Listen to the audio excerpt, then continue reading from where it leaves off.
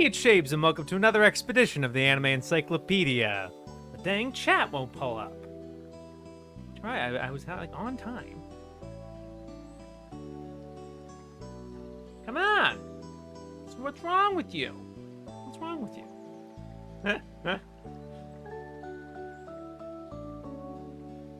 Take this. Yeah. There we go. Buy 1,000. Please. Yeah, kind of. Yeah. Good to see you, Hayden. Good to see you, Dolly. What do we read? Well. Well. Oh, now you do. Okay. Hello, Kinoko. Hello, Greg. I am 8 minutes early because I was just sitting here, and I'm not gonna just start a YouTube video or something. I was just like, well, I guess I'll start. And I figure I was gonna chat a little bit.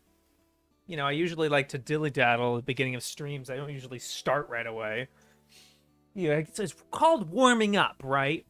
I'm gonna take these off, by the way. This thing too. Yeah. This is a, we know what we're doing today.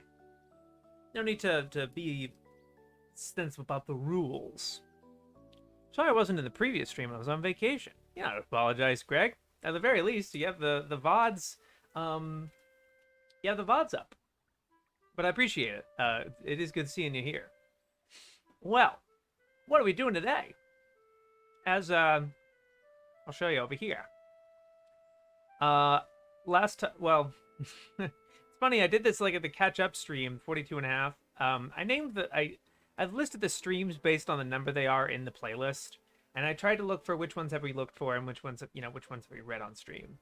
And here's where all of them have been read in each of these areas here.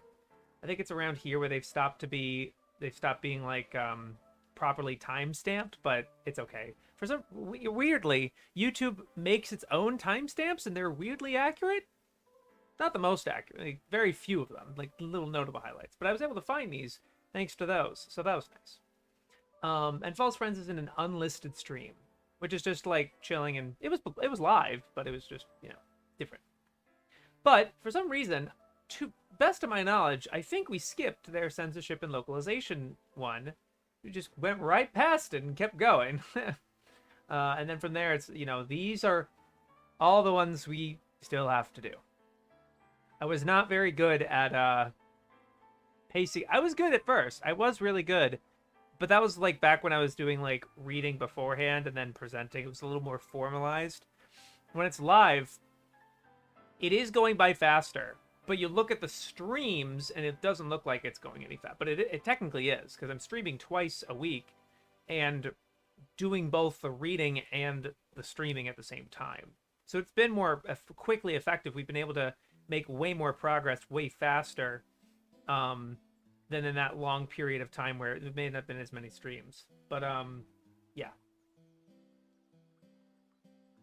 Oh, and if I didn't say hi, Glowworm, hello.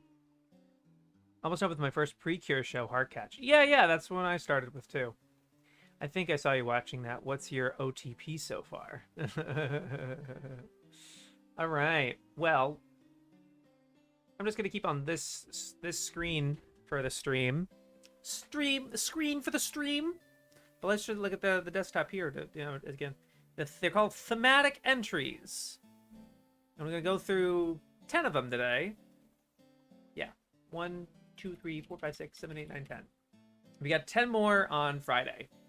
So we'll see if we can do that. It's usually took me like 40 minutes or rough, like 30 or 40 minutes each one. In the times that I've read each of these, they take a significant chunk oftentimes. So we might be here a while. That's fine, right? That's okay. I'm gonna die. No, all right. Well, in that case, what are we waiting for? What are we waiting for? First one is censorship and localization. Exciting. Let's talk about maybe you guys in the chat what are your expectations? Maybe what do you suppose they're going to talk about? I think they've been doing a really good job with talking about the history of like distribution in the West, like the English speaking places. A little light in other areas, little tidbits they might know of in here or there, but it's been mostly an English speaking focus. But I don't know how much of a detail they're gonna go into like the history of the localization of like Astro Boy and this and this and this and this. Versus like, are they gonna bring up jelly donuts? Like, or the 4Kids stuff? I don't know. That would be interesting. Ooh la la. Overfiend UK banned something. Yeah, that's a good point to bring up. Anything else, fellas? Cheez-It. There's a leftover Cheez-It. Just on my lap. It's okay. Infinite second rule on that instant when it comes to that.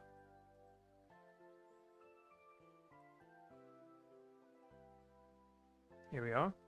I hope they downplay the censorship part, because I don't know how much of what we typically see as censorship is actually just done to make more sense for international audiences.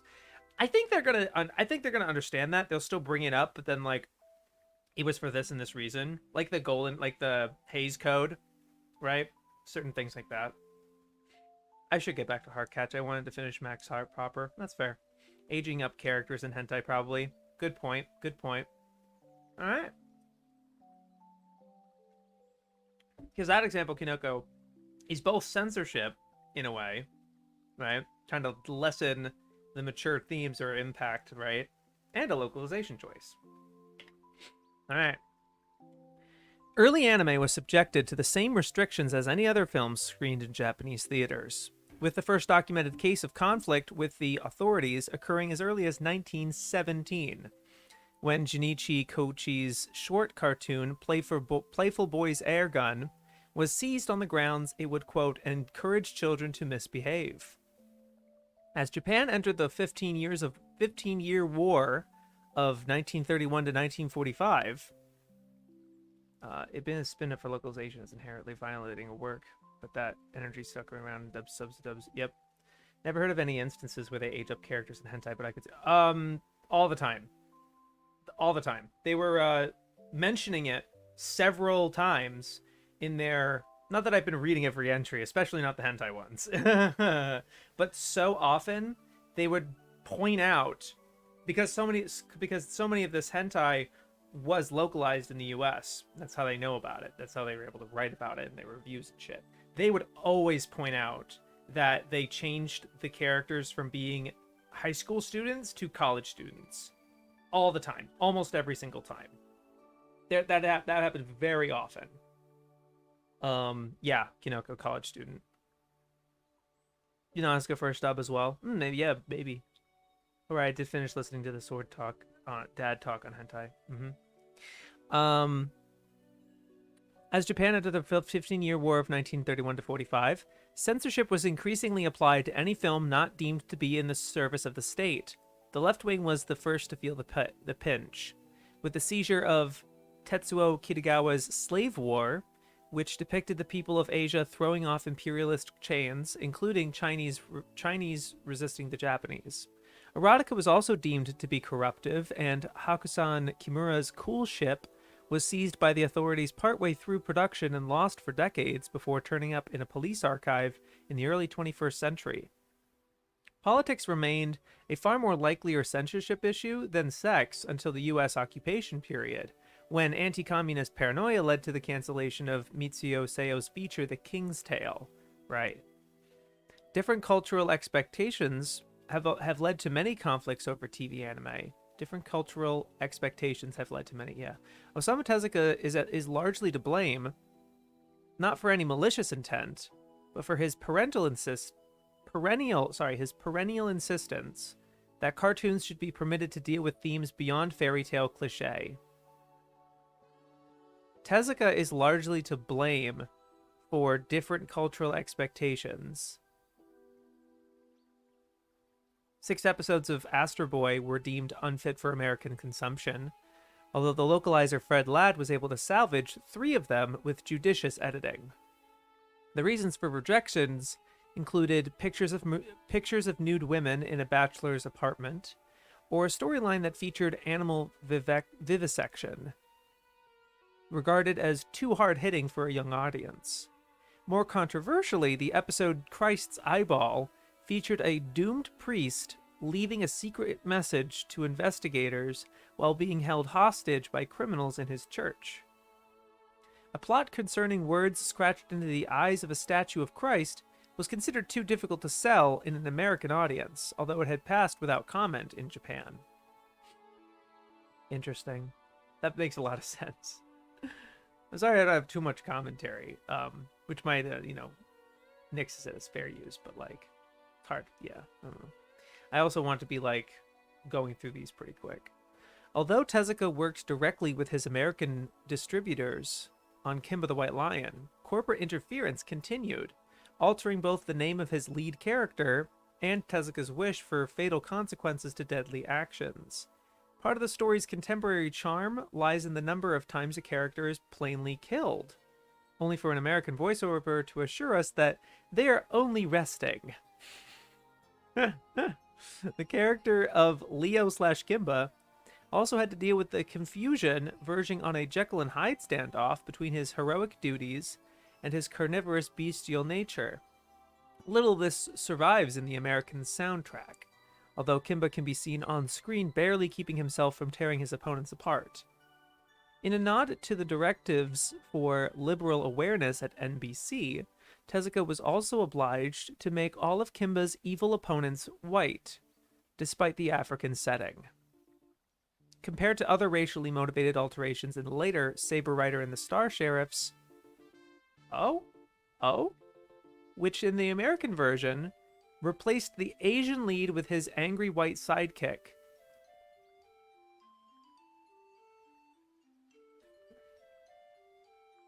I guess? He was never really confirmed to be Japanese, though. Or Asian. Like, clearly, like, there is something to it. Or maybe, like, because they changed his name? I didn't know the original character's name. But it's pretty much true. I don't really know how, how different it is, really. But, like, so Saber Rider, it's 3 main male characters. One of them's kind of this gunslinging cowboy. One of them is a race car driver, like a Red Ranger type coded main character-y type of thing. So that's obviously the main character. And then this other character who's kind of a Black Ranger of sorts, but he's British, or more specifically Scottish. And he's absolutely Scottish in the Japanese version because they visit his home multiple times in Scotland.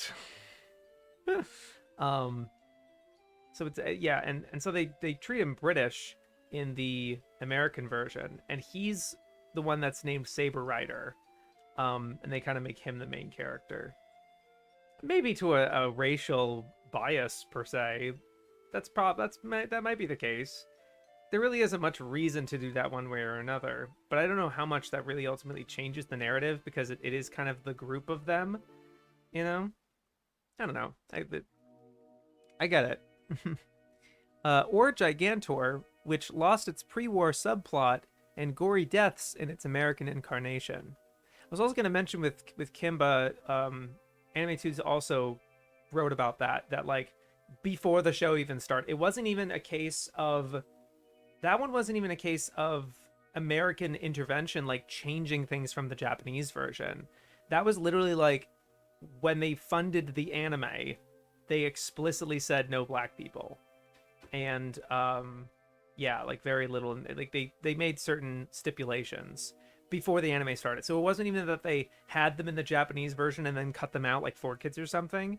They literally just did not have it from the start, and that the anime was fundamentally different from the manga because of the funding.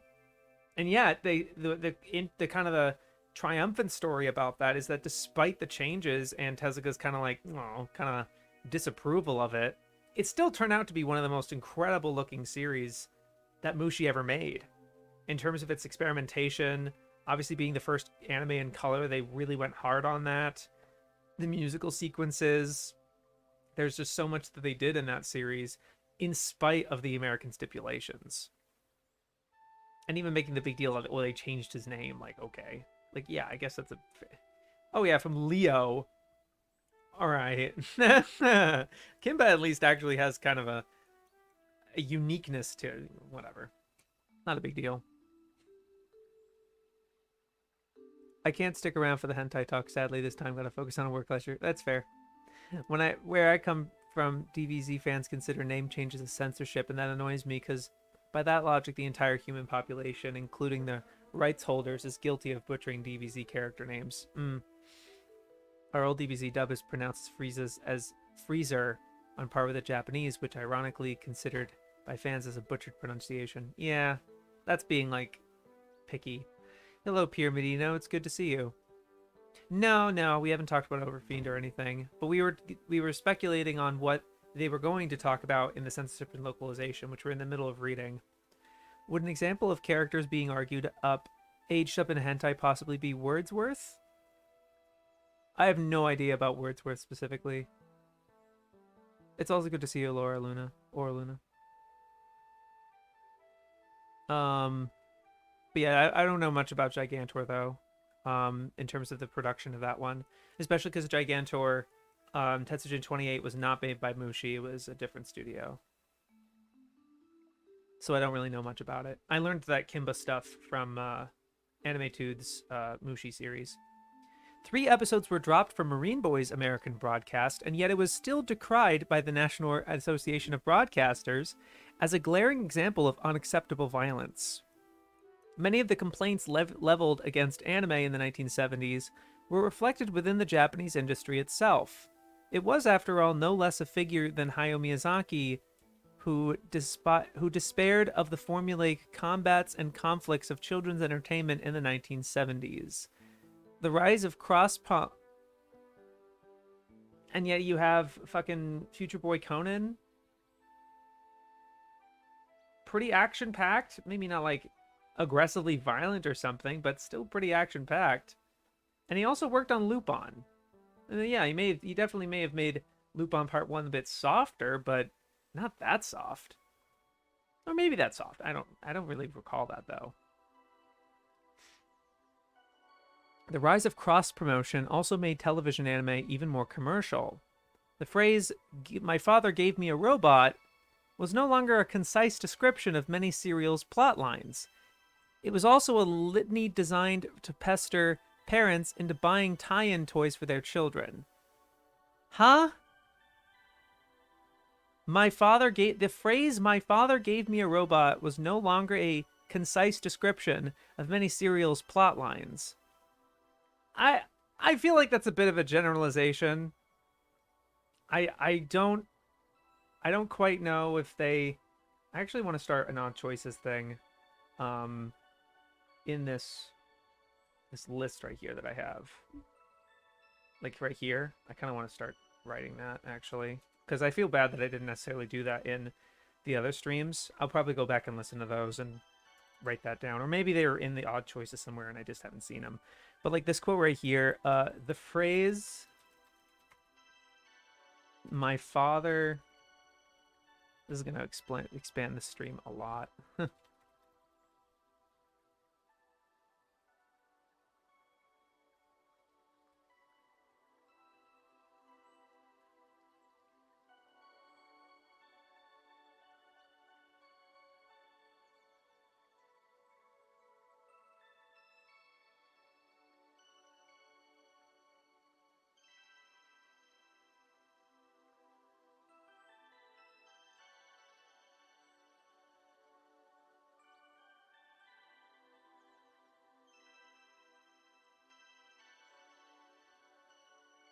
I actually don't quite know why they're bringing this in, why they're mentioning this in the censorship and localization part.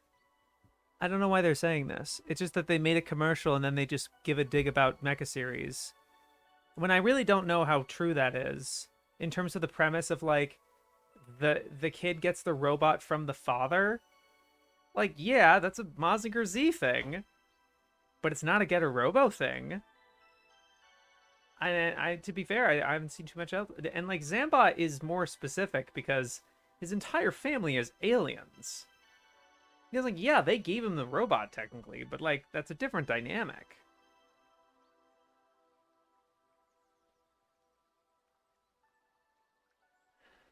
There's a lot of hentai that could clearly take place in high school. Yep. Yeah. Another Primal North America chain. It was 8-man broadcast. Anime's definitely had its pillar of issue, but I'm sure there's been a ton of international imports that had massive changes like Clockwork Orange changing its ending. I don't know if later broadcasts of the 68th man redub it seems irrelevant. Well, it is a thing in a lot of Super Robot anime, like the Robot Romance trilogy, Raideen, I think. Are all of them like their father gave it to them? Then that's fair. Then that's fair. I haven't dabbled into the plots of every single one of them. And I'd be interested to see how different or change how, because it's like Kamen Rider. It's like saying like all the Kamen Riders are the same, right? That just doesn't make any sense if you've actually seen any of them. They change so much. Like just because they have the same fundamental core components, it doesn't mean that they change a bunch of other things. And you're not like, oh, you've seen one Kamen Rider, you've seen them all. No Kamen Rider fan would agree with that. Be like, no, you haven't seen them all. And maybe some of them be general. It's like, yeah, you kind of have, or you're being cynical or whatever. But I wouldn't say that Gaim and Forze are the same thing. I wouldn't say that W and... I haven't seen W, actually. Let me give you a different example. I wouldn't say Geats and Build are the same show. They're so different. Revice and 01. Even the ones made by the same writer. Geats and 01, I believe, were by the same writer. And they're very different from each other. They watched Tetsuya Shounen and went, is this all old school anime? People overlook how influential France is when it comes to these discussions. I miss when Kamen Rider had monsters straight up eat people. Yeah. Well, where am I at? Robots, meanwhile, became a handy device in anime for children, as did laser guns and other non-existent weapons. Robots and faceless minions are more disposable and less subject to complaints than real humans in jeopardy, while non-imitable weaponry gets past a sensor more swiftly than something that a child can pick up and use from its everyday life. Hence, in cartoons all over the world, the conversion of real-world firearms into laser guns even seen today in some episodes of Gundam Seed.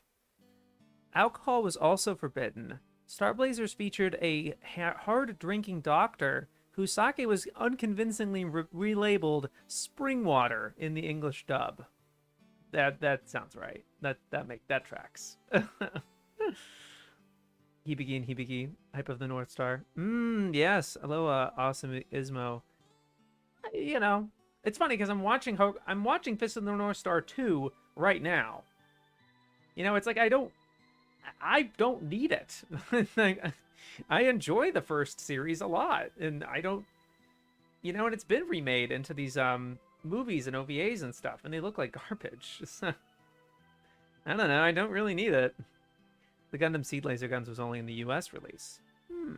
Maybe that's why they brought it up, because it's an example of U.S. censorship. I don't know. Yeah. Outside Japan, cartoons in general were the subject of increased scrutiny, under revised MPAA guidelines not only in America, but also in other countries. It was, it seemed, no longer enough to remove the gorier moments from Battle of the Planets. Many foreign commentators had realized that television was playing an increasing role as a babysitter, and that its message could prove damaging to young minds. In France, after Gonagai's giant robot show Grandizer became a hit in the late 1970s, the academic Lelaine Lurcat published the stinging 5 Years Old and Left Alone with Goldorak, The Young Child and TV, from 1981. Her study, based on interviews with 110 children, was followed by that of would-be presidential candidate Ségolène Royal. I think this is what Dali was talking about, that France has a big part in this. Whose discount of the baby zappers, 1989, was a polemic against television in general. citing Japanese animation among the most negative influences. For Grandizer in particular, that's really interesting. I really like that as a point of I'm gonna put these as notes, and I don't know.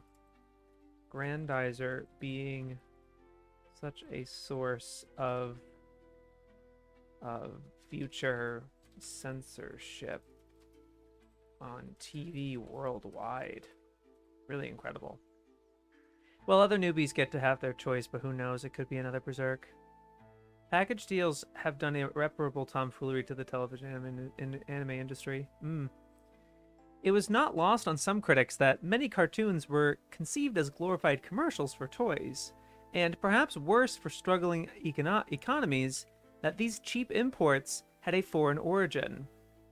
Some elements of the animation industry began to take on a nationalist tone, with Filmation's Brave Star ending with the legend, "Made in America by Americans." Oof. Government affiliate networks in Britain and Scandinavia imposed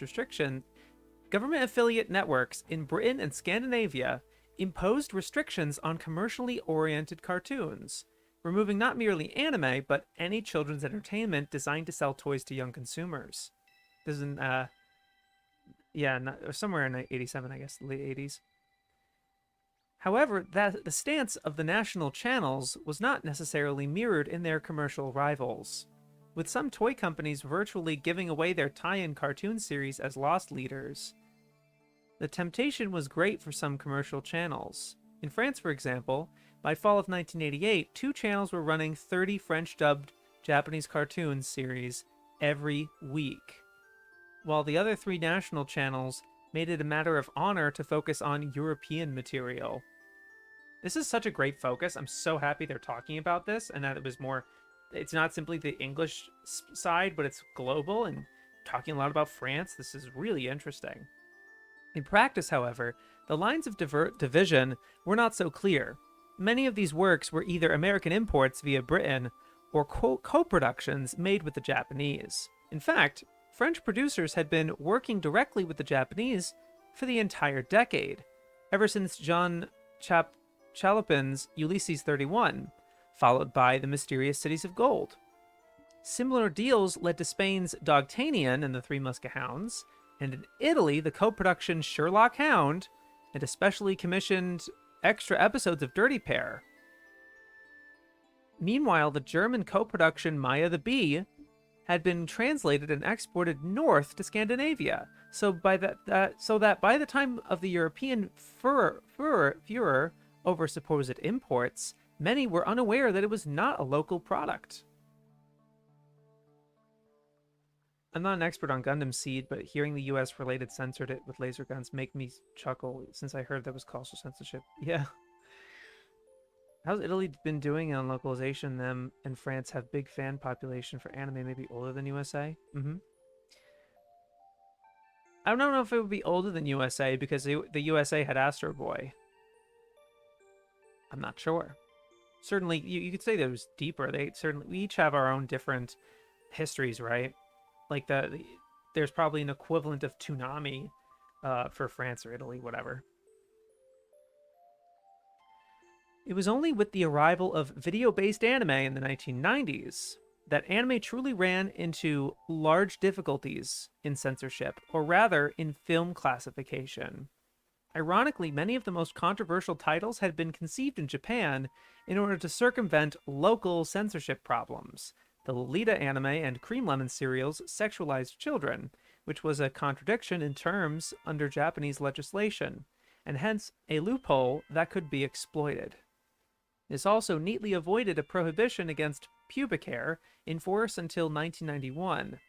Similarly, since Japanese law specified that genitalia and not other forms or organs were off limits, Uratsuki Doji's cunning use of the tentacle ensured that many graphic scenes, albeit ones not that needed to find an excuse for tentacles, and thereby drifted towards tales of alien invasion and demonic possession. Yeah, so like censorship literally steering the creative direction of a lot of porn. That's why so much of it is like supernatural. It makes a lot of sense. And that's why it's not as... Maybe one could also argue that's why it's so little of it is consensual. I maybe that's a reason. I don't know. Again, I'm the very very understudied when it comes to pornography, but yeah, there's something up to that, I think. And thereby drifted toward, yeah. Since sexualized bondage does not necessarily involve concentration on genitals, this too was easier to get past the Japanese censor.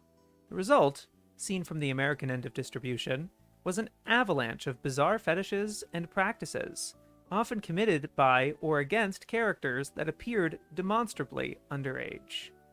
The very absence of censorship in American pornography led to misunderstandings of its own. Japanese porn often obscures its characters' genitals with blurring or black dots, leading many animators to simply not bother drawing genitals in detail. When the digitized dots were removed for the uncut American edition, the organs revealed could often appear unformed, hairless, or incomplete, leading to further accusations of child pornography. In Britain, anime became the subject of a press smear campaign, engineered to some degree by anime distributors themselves, who were able to benefit from rebellious teens' decision to find out what the newspapers did not want them to see. A brief boom in risque anime followed, only to trail off when distributors exhausted the motherlode of titles, chiefly gothic horror like Wicked City from the Madhouse Studio, and a few of the tamer Pink Pineapple erotica releases, such as Ray Ray. Ironically, many anime in Britain were made to seem more objectionable than they really were, though through the process of 15ing, whereby excess swearing would be added to a dub in order to gain a higher, more controversial seeming rating.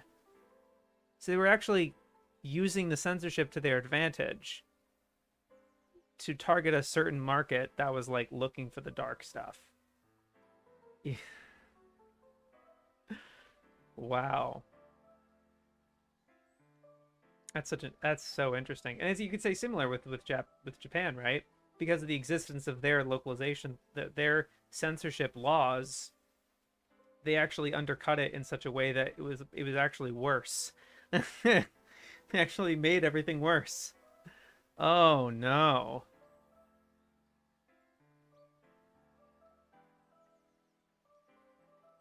If I'm not mistaken, Vicky, The Viking was also a co-production. Its style and influenced Ranking of Kings, of course. I do remember having much older commerce between Asia and both France and Italy. Not very convincing reading, but it's also not like anyone else puts much thought on analytic readings of porn. Yeah, Oscar, perfect. That was your first mistake. So in other words, we sort of have censorship to thank for the existence of Urotsuki Doji and Fight Ixer. Man, this is conflicting. It gave us all the based things. I'm semi-joking, right? I just thought this was a TV tropes page. Yeah, maybe, I guess so. Good to see you, Roger. Any press is good press for porn since it's already hard to get ads out there. There's definitely a Toonami equivalent. Loophole out of spite. The last decade in Europe has seen a liberalization of censorship laws that has largely removed limitations on much pornography. In England, as in Germany, legalizing it has permitted the government to license and tax it. However, some anime pornography still remains problematic since it depicts non-consensual sex, imitable violence, or by its very nature, sexual practices that are difficult, read distasteful, for live-action performers. In other words, it is an inherent tendency in anime pornography to search for places that live-action pornography cannot go, be they locations, situations, acts, or angles, because otherwise, live-action pornography will already have been there, and quite literally done that. So I think that's the best possible reason why so much of it is unconsensual. Because you wouldn't get live actors to do that. That is so sick. It's like sick on purpose because the market was already there. That's insane.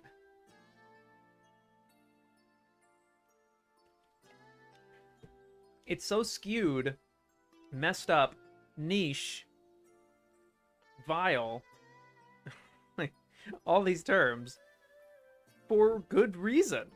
I don't, maybe not good reason in like the for good as in sound reason. For reasons that like make sense. I think that totally tracks to me. That totally tracks to me. Literally, like and it makes it. I think it correlates with what I feel about anime.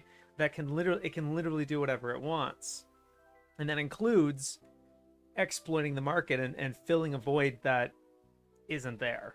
That they can't fill with something else. They're literally able to compete with other pornography, the live action pornography, in this way. Gotta have a big enemy to motivate the rebels to reaction, partially because pricing relies more on exclusivity than just supply. Dark fantasy sure is a reading, but it's consistent with the Pink Patrick Galbraith's reference book. Eroguro is like the same vibe as when that Hatred game got made out of spite. Such problems are less critical in the American market, where distributors can circumvent MPAA issues simply by not submitting their titles for certification. However, a considerable amount of American anime has still been subjected to alteration in a US release. Most notable are the large number of translations that claim sailor-suited schoolgirls are at college. Kinoko called it! A term that means different things in different countries. Or otherwise manipulate age declarations toward safer ground. The most notable example is Minnie-May in Gunsmith Cats. A former child prostitute and statutory rape victim in the original, whose age is advanced a few years in the American release of both the manga and the anime. Nor are American anime releases completely censorship-free. Scenes of underage sex were excised from the original release of Kite. I thought that was by the director's choice, but okay. And several pornographic anime are known to have had episodes dropped. See Family of Debauchery and Countdown. Not only that, more slender women are shoehorned into playing child teen roles. To be fair, there's lots of rape as premise in porn in general. Yeah, of course, but... Anime in Japan in the late 90s and beyond came to rely more on television as a distribution medium. Many of the short TV series sold to the American market they have it as, in quotations, I don't know why, began as late-night programs airing long past midnight and can have content designed to match. Primetime television in Japan has become increasingly censorious since the mid-90s, with controversial episodes of Evangelion were broadcast without prior executive approval. The resultant timidity on the part of broadcasters has played into the hands of the late-night shows and cable networks, with such shows such as Gantz enjoying two distinct existences, one in a widely available but edited form, and another in a more graphic version requiring cable subscription or DVD rental. In the case of Cowboy Bebop, the main story arc was only seen on WoW WoW and DVDs. The version still seen on terrestrial TV was missing 14 episodes. Is that because of censorship? That's a little weird. Whatever.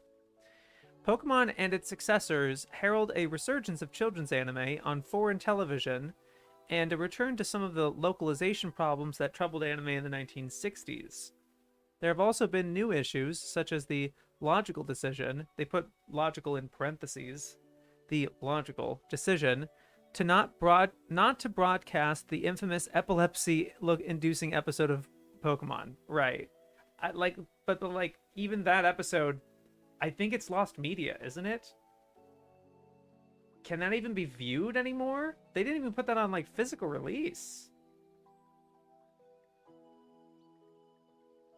As much as I'd like to hide, I know there's like footage captured of it, like people can still kind of view it, but I thought that was lost. As much as I'd like to hype up the impact of anime imports outside the US, you guys had hentai officially distributed as early as the 80s. That's a feat no other territories had put on before. I know nothing about Eroguro except the Eeg Trixie liked it. I'm not sure if her definition of Eroguro is the same as what you guys are talking about. I'm not sure either. I'll note that the college thing is not entirely true. The word high school is banned in commercially released 18-plus anime and games by the relevant license boards. Interesting. After a decade of largely adhering to original After a decade of largely adhering to original names, and indeed language, in anime for teenagers, character names in anime for the children's market are often localized, as the American edit is often the portal through which other language territories gain their anime. Issues in localization can be passed on. Religious references remain as sensitive as they once were during the Christ eyeball incident. Demonic imagery is airbrushed out, and misused Bibles turned into non-specific grimoires. Both Dragon Ball and Yu-Gi-Oh! Have featured trips to hell, the precise identity and location of which was left vague in the American release. Nudity has also been an issue in American localization, with digitally added underpants, swimsuits, or strategically placed foreground items used to preserve the supposed blushes of the American audience. In localizing Pokemon, this has included the removal of scenes in which a major character class chases girls, and also any references to the fact that women might have breasts, a bikini competition, for example, or the use of fake boobs as a disguise. Some characters can be controversial abroad.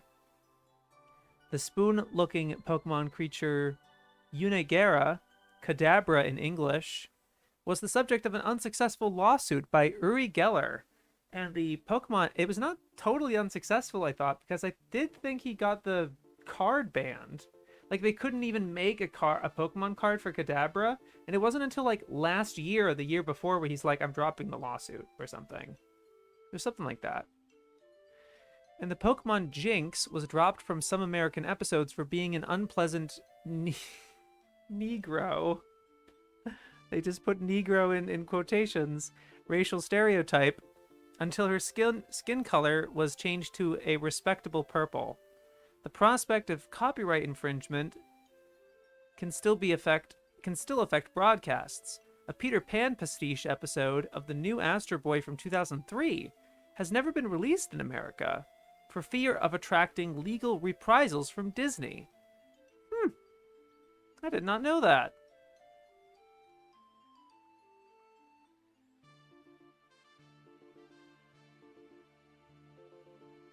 Most of the use word Gakuen, it's translated as academy, right? It's a lot of schlock, but some are just really mean-spirited. Are they referring to the JoJo OVA with that one? Maybe, but there's been a couple of those, like Grimm's Fairy Tales. They removed all the Christian imagery. Rip Booby James. This is the only article in existence where we could go from hell in Dragon Ball to jelly-filled donuts. They haven't mentioned the jelly-filled donuts yet, which is nice. It's nice. It was politically correct term at the time. Respectable purple, double yikes. It's a little more... I kind of see where they're coming from. Because Brits don't have Afro-citizens as a term, apparently. References to alcohol and tobacco are still regularly removed, such as from the Cartoon Network broadcasts of Tenchi Muyo and Blue Submarine No. 6, although recently this restriction appears to have tapered off, with the regular appearance of a pipe-smoking character in Naruto. I guess. A pipe. Yeah, I guess so. It's not cigarettes, but yeah, sure. I think they're talking about the third Hokage. The sight of blood or the death of main characters continues to be cut or altered. Was it? It certainly wasn't in Naruto. That's strange. Surely in other shows, are they gonna Are they going to give an example of that? The sight of blood or death of main characters continues to be cut or altered. In cases where the cost of removing potentially offensive material becomes too prohibitive, an episode can be simply dropped, which sometimes leads to continuity issues further along in a series. Are they going to give an example of that? I don't see one. Anime in the 21st century is much easier to obtain in its unadulterated form, and even if viewers object to a dub, dual language tracks on the DVD release make it possible to hear the original Japanese. But for some in fandom, localization has become the new censorship, since it can alter a creator's original intent and give new fans an inaccurate introduction to the shows they see. However, such issues in translation are endemic to the medium and have been debated since the first days anime left Japanese shores. So they don't really give their they actually don't draw a line in the sand one way or another about whether censorship and localization are the same thing. They do call attention to it, that it's like fans are calling it censorship when it's localization, but they don't necessarily disagree here. That is interesting. Okay. Yeah, about 46 minutes, about 40 minutes was that. So that was about right. Sorry, I should have put localization and censorship over here too. Yeah, I'm just gonna put that over here next time. Everything out of 50. Out of, well, 2 out of 10. Next up is foreign influences. They're conflate as terms. Okay.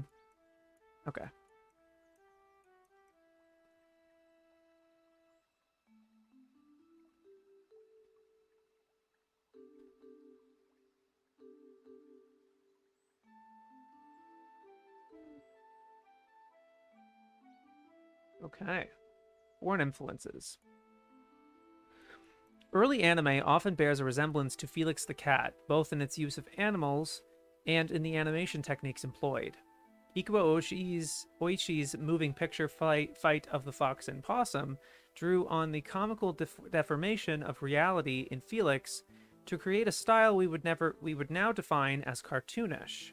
In particular, the caricatured and exaggerated facial expressions that would eventually lead to the large-eyed figures of Osamu Tezuka. Anytime someone mentions the JoJo VA's Quran iconography, I'm reminded that if it weren't for the backlash, we would never have had modern-day JoJo adaptations. The influence of the Flesher brothers, Betty Boop, who was redesigned in Stopping the Show into a submissive, dark-haired, big-eyed heroine with a little girl voice, can be seen in Kenzo Masaoka's The Gang and the Dancing Girl, and the kidnapped geisha, really a tanuki in disguise, who bats her eyelashes at the hero of Yoshitaro Kataoka's Bandanemon, the Monster Exterminator. Although Betty's guest star Popeye stole the show in Popeye the Sailor, sailors in anime remained behind the scenes, with the Japanese Navy exerting greater influence on production budgets. Both Popeye and his nemesis Bluto made appearances in wartime anime fighting for the Allied Army. I'm unsure if anthropomorphization all led back to Felix as opposed to like Disney or other folks' influences. Well, Felix definitely is older, I'm pretty sure. Felix is from 1919.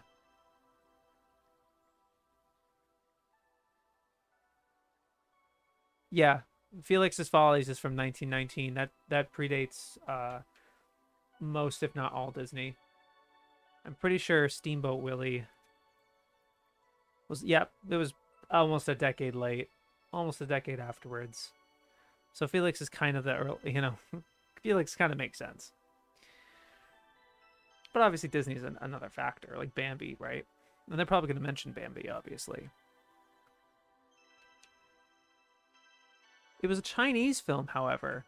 The Wan brothers' Princess Iron Fan a Chinese adaptation of Journey to the West that shook up the wartime anime industry.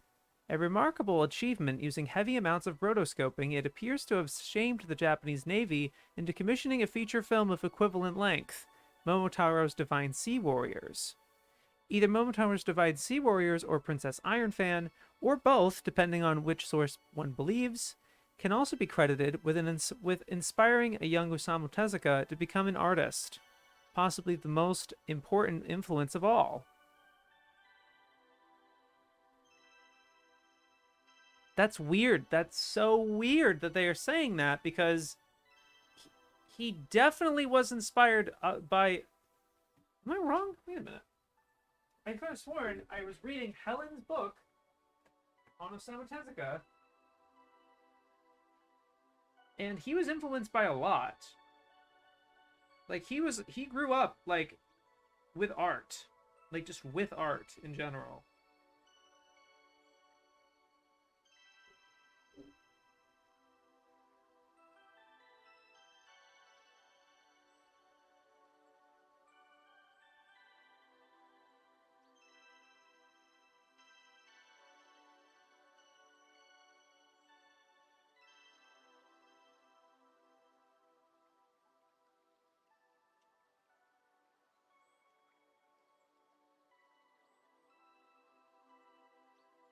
It might be that.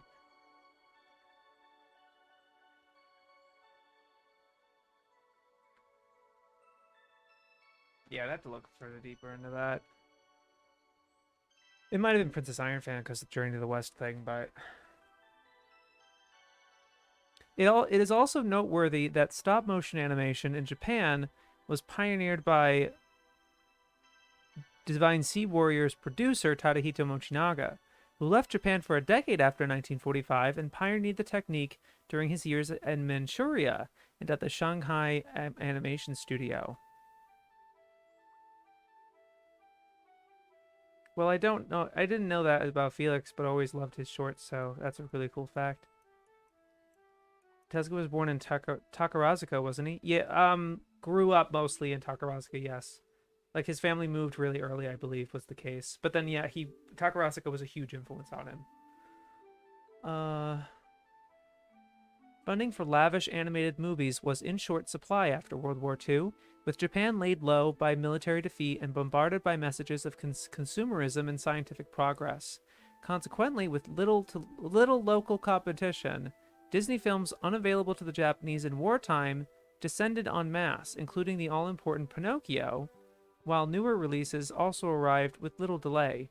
Peter Pan, Lady and the Tramp, Sleeping Beauty packed theaters, while the burgeoning world of television had no hesitation in shoving American cartoons into the airwaves.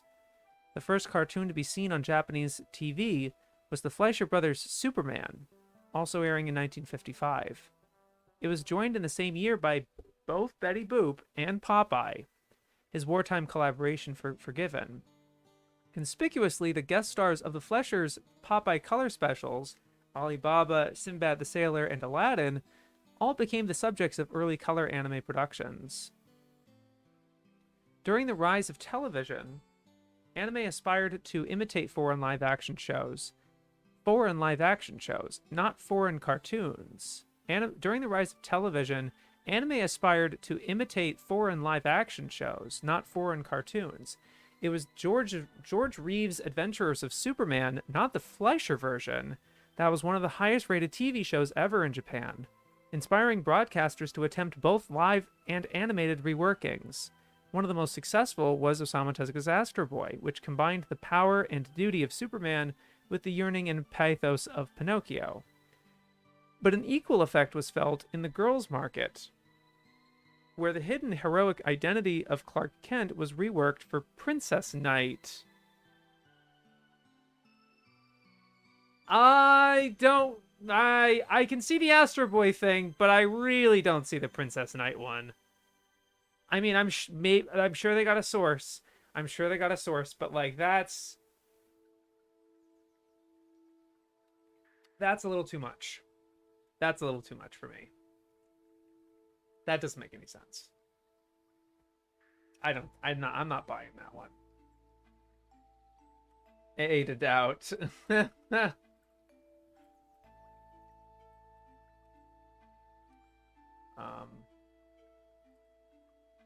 Okay, so yeah. I don't know. I'm sorry I'm being so finicky about this this thing right here. Okay. Uh where the hidden heroic identity of Clark Kent was reworked for Princess Knight. And maybe it's in this. Maybe it's in here. Maybe it's in here. I don't know about that though. Bewitched. Oh my god. Look, I don't doubt that that it was popular in Japan, but for God's sakes, it's not the same fucking show. I really hate that they just keep fucking insisting that it's the same fucking thing. Oh my god. Bewitched and I Dream of Jeannie, which I've seen both first episodes of, are not the same thing. Both inspired imitations, including the landmark Little Witch Sally and the live anime mixture of the first Comet-san. That's what they also bring up, Comet-san, the live anime mixture. I can't believe Superman is the origin of original Magical Girl, truly. Ugh. Later seasons saw refinements to these ideas in which plucky Japanese modern girls would transform not necessarily into superheroines like Cutie Honey, but into older, more sophisticated versions of themselves, such as Marvelous Melmo. Why would they bring that up? There's no influence there. Why would you bring that up? I'm sorry I'm sounding a little defensive. As the cute but maternal house-proud but ditzy Samantha in Bewitched, Elizabeth Montgomery enjoyed unprecedented fame in Japan, becoming one of the first foreigners to grace Japanese commercials. Her on-screen husband's name, Darren, would eventually transform into the prolonged Doding that would become the catchphrase of Lum and Urusei Yatsura.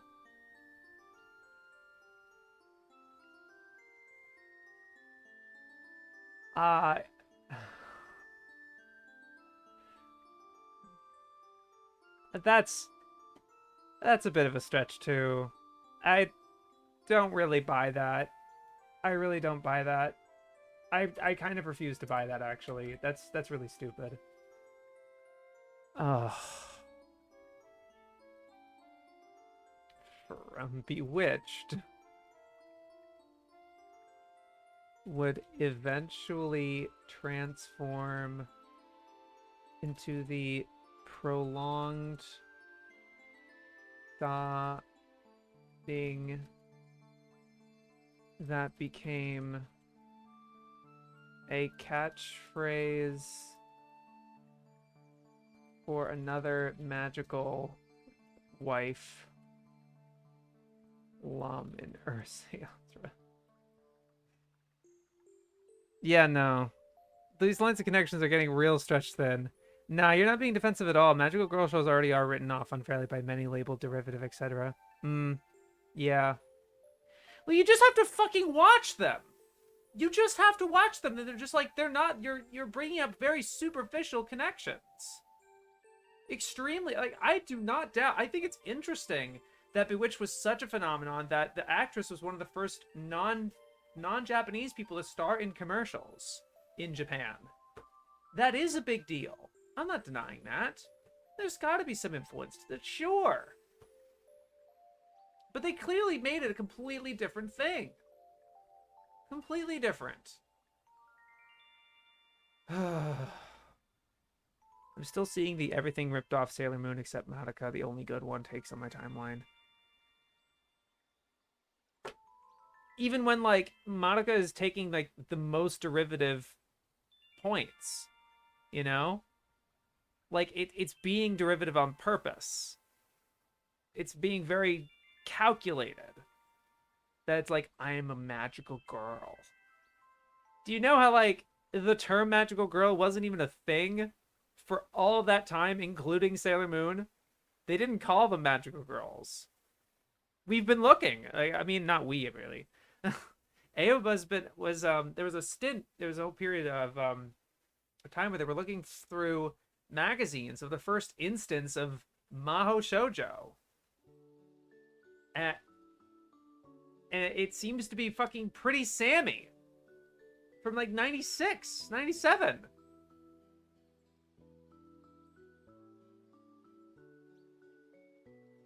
The despair in your face when you read the darling part is so funny.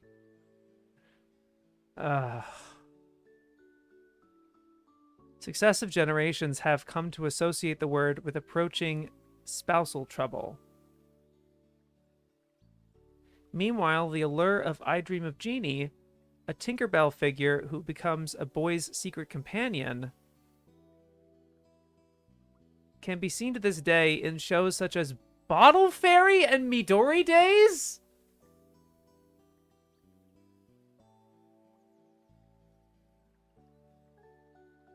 No.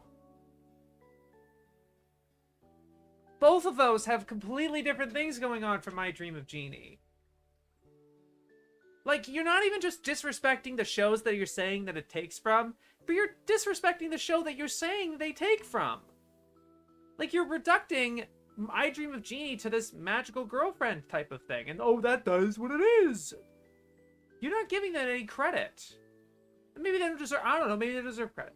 Maybe they deserve nuance or introspection or analysis. Because we know what they are based on the fucking premise. That's all we need to do. Read the premise. And we can assume everything. Midori Days? Seriously? Yeah, Pretty Sammy's the parody. Right. They're the ones that first, like, coined the term. They were like, oh, magical girl. But, like, we couldn't even conceive of what it was. Like, they weren't even using that term in fan circles. I mean, you have to go through Animage or whatever, a bunch. But, like, they weren't even calling it that. They were calling it Majoko. Actually, I'm going to write a small trilogy of pretty parody magical girl shows, including Bludgeon Angel Dokuro again. I get the feeling the Mao Shoujo label is actually used more from outsiders. Yeah, it is used more from outsiders. 1000%. 1000%. It's so funny that people think Madoka was the first dark magical girl show. Yeah. All urban fantasies are the same. Right. Oh, this one's not going well. Other influences have yet to be proved. So there's proof of all of that. You can prove that in an interview with Bottle Fairy or Midori Days, they're like, yeah, we were taking that from I Dream of Jeannie. A show from 19... Where is it? Where the fuck is it? Hold on, they have it over here. They didn't even list the year that it came out. Hold on. But it is the 60s. I already know. I Dream of Jeannie came out in 1965. 1965. And they're like, yeah, we totally took that. Like, Midori Days and Bottle Fairy. We totally took that from I Dream of Jeannie.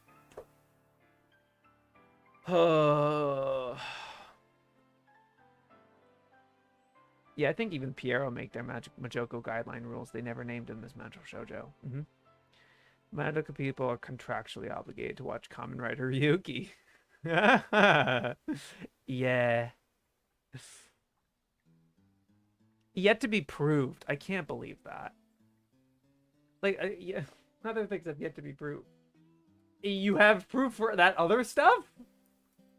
Other influences have yet to be proved. Oh, yeah? Everything else was proven? Other influences is our belief.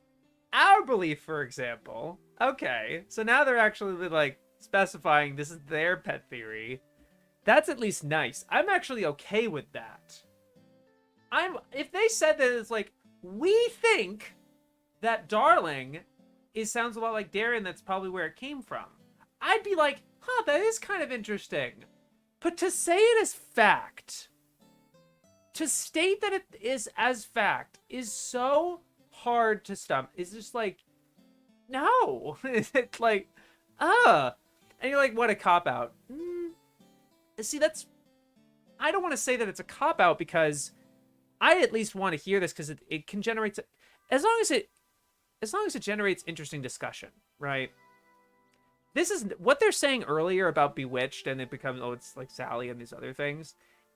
They are not encouraging discussion or analysis. They're just like, that's what it's from. Like TV tropes. Literally like TV tropes. And there's no further value that we gain from that. But if it's saying it's their pet theory, I've noticed this connection with these other two shows. I do that all the time. I'm not going to say as fact that Gungrave was influenced by Berserk. I'm not going to say that because I don't have a quote from Naito or the group or whatever to say that. And you know, I was going to say something along these lines when I was making the connection with Ashino Joe and Gurren Lagann. I'm like, I'm pretty sure these are Joe references, but I have no quote to really back myself up until I did. Until I did find a quote that Imaishi and Nakashima were big Joe fans. Then it's like, perfect, there you go. Yep, it is influenced. You have to substantiate this shit. You do. It's better to open at your framework as your own, at least. Media Social Theory Work 101. I guess Flame Wars are technically interesting.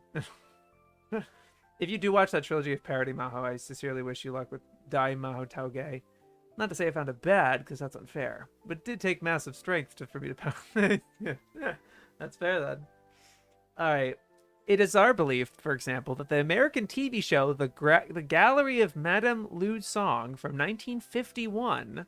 I've never even heard of this show. So that makes me interested, by the way. Featuring early screen star Anna May Wong as a Chinese sleuth and antique dealer, may have also have been a major influence. On what? So obscure that it is no longer even extant in America, Wong's contemporary fame and ethnic origin would have made the show a surefire purchase for early Japanese TV, ultimately leading to the art-related action of Cat's Eye, Pet Shop of Horrors, and Gallery Fake. To date, however, we can find no evidence of its Japanese broadcast. Is that the only reason that you're putting it's your belief? Are you kidding me? That really deflates the whole thing for me. Like, just because, so really, it proves that their evidence for the Bewitched connection is only that it aired on Japanese TV and it was really popular. That proves it. To me, that seems to be that really seems to be it for them. It just needed to be popular or aired on Japanese TV, then it's definitely an influence. No consideration for the creators or specific details besides a fucking plot synopsis? Like, that's kind of interesting. The Gallery of Madame Lu Song from this old show is this, like, early contemporary live act from a different place of foreign influence that is a similar type of show, right? But, like, I can't say that Kaito John is being influenced by Saint Tail because it came out 4 years before. And really interestingly, is filling in a lot of different holes in this idea of magical girl as thief that Saint Tail originally had, like, okay, no one's really done this before. To my knowledge, like, let's just do this. And then it's interesting that Kaito John is written in such a way that it's like, okay, but what if instead of that, we do it like this? And we rearrange these pieces in this interesting way. And we're originally, and I'm not saying that cynically, that it's like, oh, they're just rip off or anything. It really just, I don't know. It's like, to what end are we talking about here? But again, I am not just gonna say that unless I see the author of Full Moon being like, yeah, so like this was published at the same time in this magazine or whatever, and I was like, you know, like, let's actually like hear from them. Oh, I thought Puny-chan was pretty fun. The repetitiveness was my problem. Valid, though. I still had the same thing with my Himeo tonight being so close to the inception of Precure, but it's almost a part of the modern magical action girls, but like nothing really connected to the genre. Truly but that's just my opinion of if anime like encyclopedia language. That's so annoying. I don't even have to write any of this down. I feel like this recording is kind of my take on this.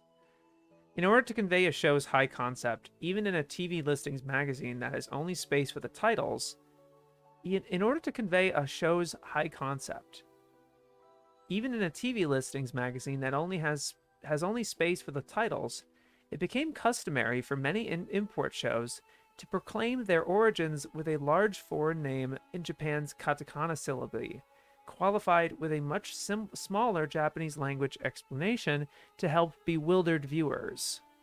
This led to strange mouthfuls such as Famous Dog Lassie, Undersea King Nelson, and Saint Heaven Guy, a style later parodied for its exoticism to create terms such as Mobile Suit Gundam and Neon Genesis Evangelion, which persist to this day in the orthography of anime titles. That is really Galaxy Brain. I mean, that's kind of it. I almost believe that.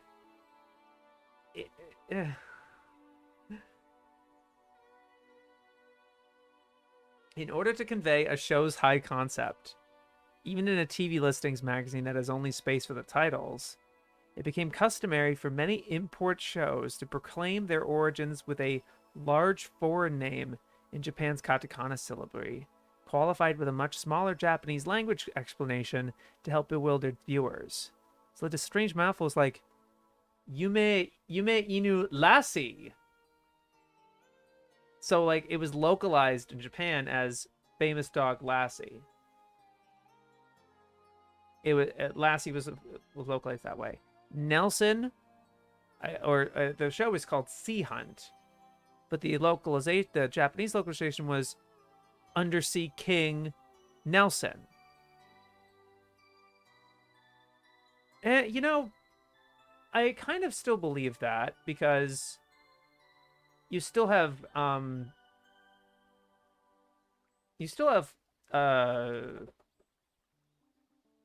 Sentai named that way.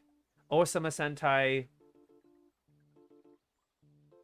King Oja. That's the name of it. I was like, what the hell is it?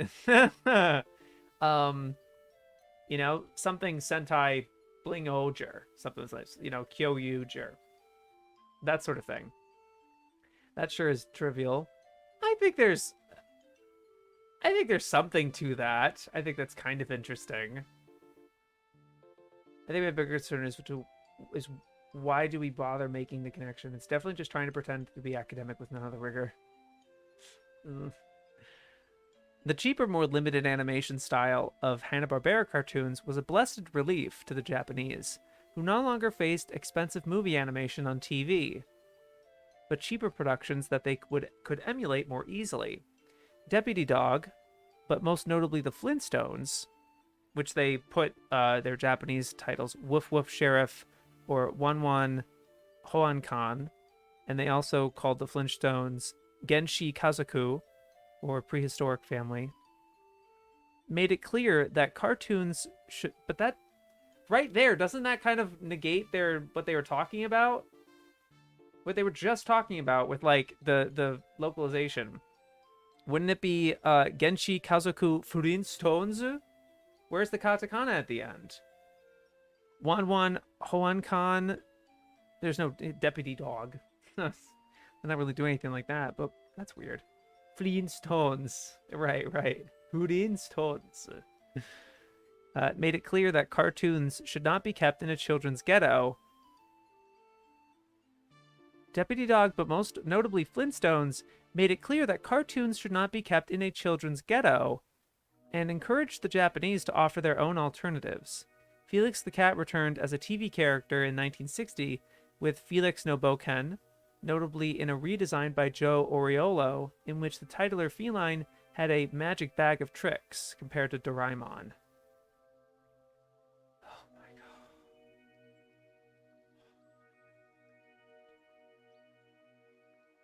The year of the Tokyo Olympics, 1964, saw the culmination of many local and national initiatives in technology and infrastructure, and the first stirrings of sports anime. Yeah, that's a good influence. By the time of the Olympics opening ceremony, Japan had become a nation of color TV set owners, a fact not lost on Osamu Tezuka, whose Kimba the White Lion was partly funded by the American company NBC Enterprises, enabling color production. The first color TV anime to test this new format was Mogura no Adventure, a 9-minute short shown on NTV. You should say the earliest color TV anime to test this new format. And the thing is, we don't know if it was actually broadcast in color. You found it in a lab after the fact. You don't know. There's no reports. You didn't know it existed until very recently. I read your article on it. This is their thing. This is literally it.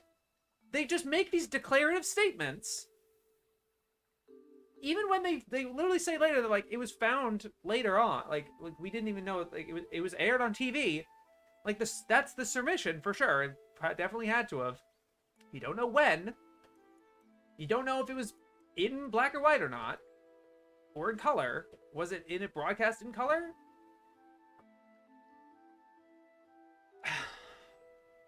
But to say it's the first, we don't even know what other ones there are out there. If that one was fucking hidden and completely unknown, where did it come from?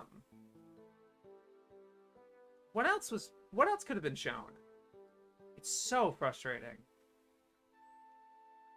In the late 1960s, both the Japanese and the Americans were claiming to be the makers of co-productions like The King Kong Show and Tom of Thumb, but tastes were diverging. Anime were made in reaction to, not in imitation of, foreign works. While entertainment for boys was often so universal that shows like Marine Boy and Speed Racer were readily exported, anime sought other niches not taken up by foreign broadcasters, most notably in the sector of the magical girl shows.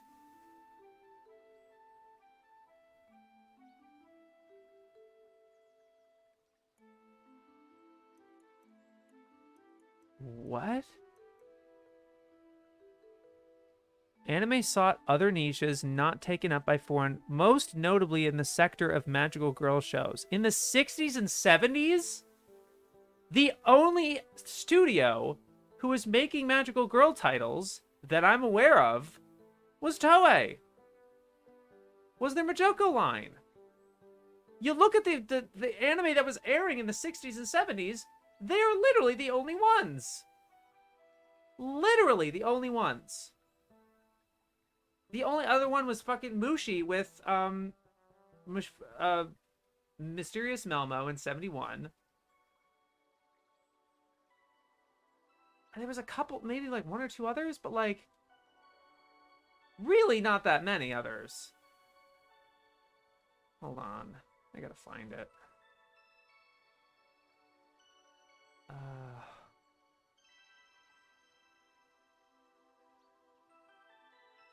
Oh, great.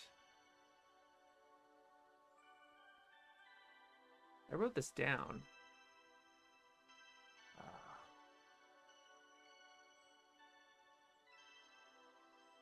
Shoujo lineage.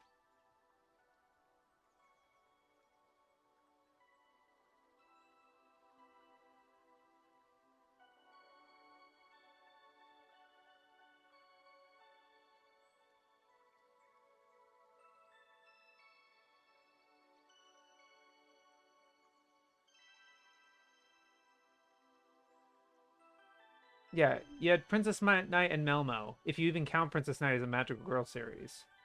Which I would not. And then maybe Lisen no Hoshi. But I don't really know how magical girl that was either. But then it wasn't until 82 with Miki Momo, really. Did you have anything else? I wouldn't count Urusei Yatsura as magical girl. Tokimeki Tonight, not really. She's supernatural, but it's not a magical girl series. Esper Mami, Yeah, probably. But that's like 80s.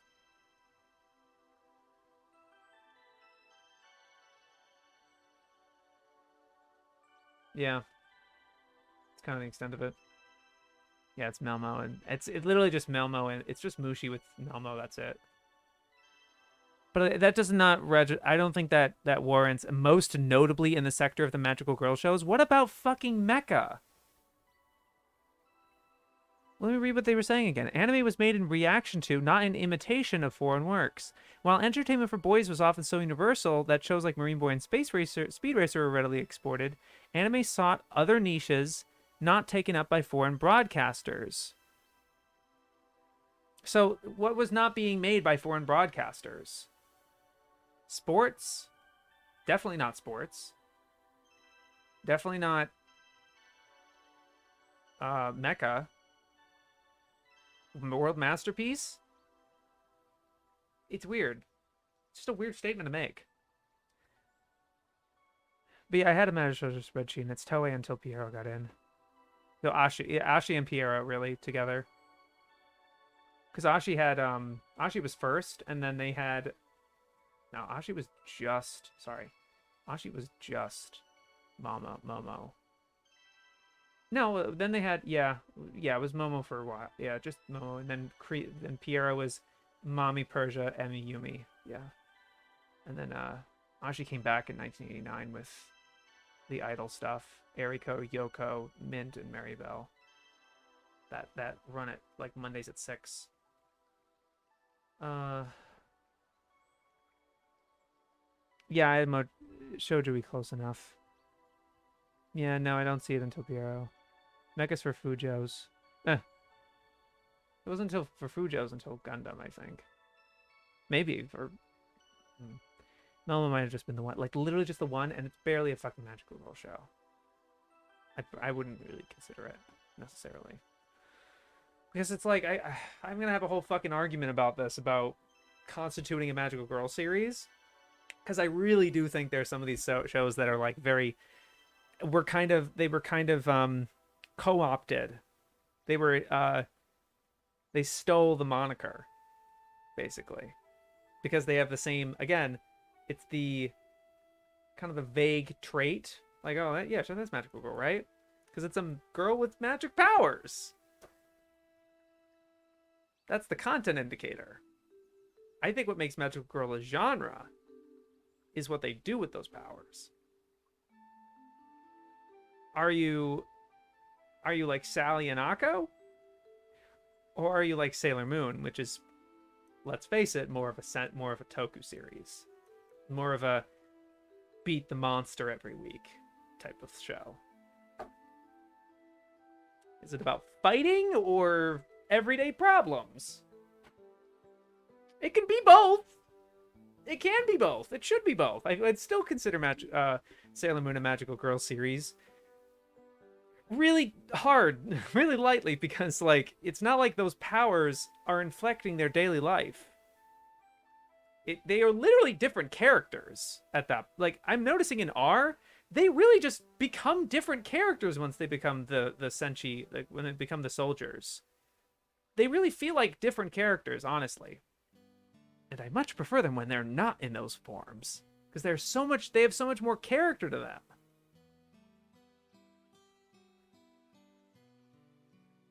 If we're talking 70s Maho, what studio did that Comet live action animation hybrid I mentioned? I don't know what studio.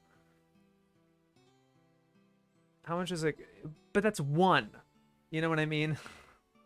It's just, my objection is that, like, most notably, out of the ones that the foreign market wasn't doing, how much is it going to be Toei's The True to All Magical Girls? It's, yeah. The Toei gets it. Toei, yeah. They kind of have all the best ones. They kind of have all the best and most famous ones. They have the one that started it, the one that catapulted it into popularity with Sailor Moon. In my opinion, the best one, Ojumaja Doremi, and they have the longest running, Precure. It's not even close. It's not even close. Craftsdwarf, of all people, hello. It's great to see you. Transforming hero is the term you're looking for. Yeah. Oh, yeah. The Hokusaku inspired 100%, but not exclusive. Certainly. Yeah, because, yeah, Gachamon. Absolutely. Even have it with Bubblegum Crisis, too, as a closer example with Sailor Moon. And the people think that Sailor Moon is because it's very overtly magic and sparkly like Minky Momo or fucking and really the double life that Sailor Moon is positing that you feel is definitely, I imagine, taking from Melmo, not Melmo, fucking not Melmo, Jesus.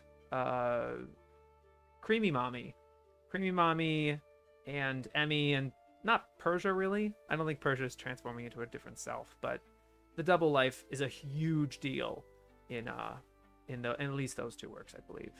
From what I understand. Haven't seen those two just yet. I probably should instead of like Futariwa this year. I really wanted to watch Futariwa and Cutie Honey this year, but not more I'm thinking about it if I really want an actual understanding. Yeah. I don't know. Precure got more big more in retrospect.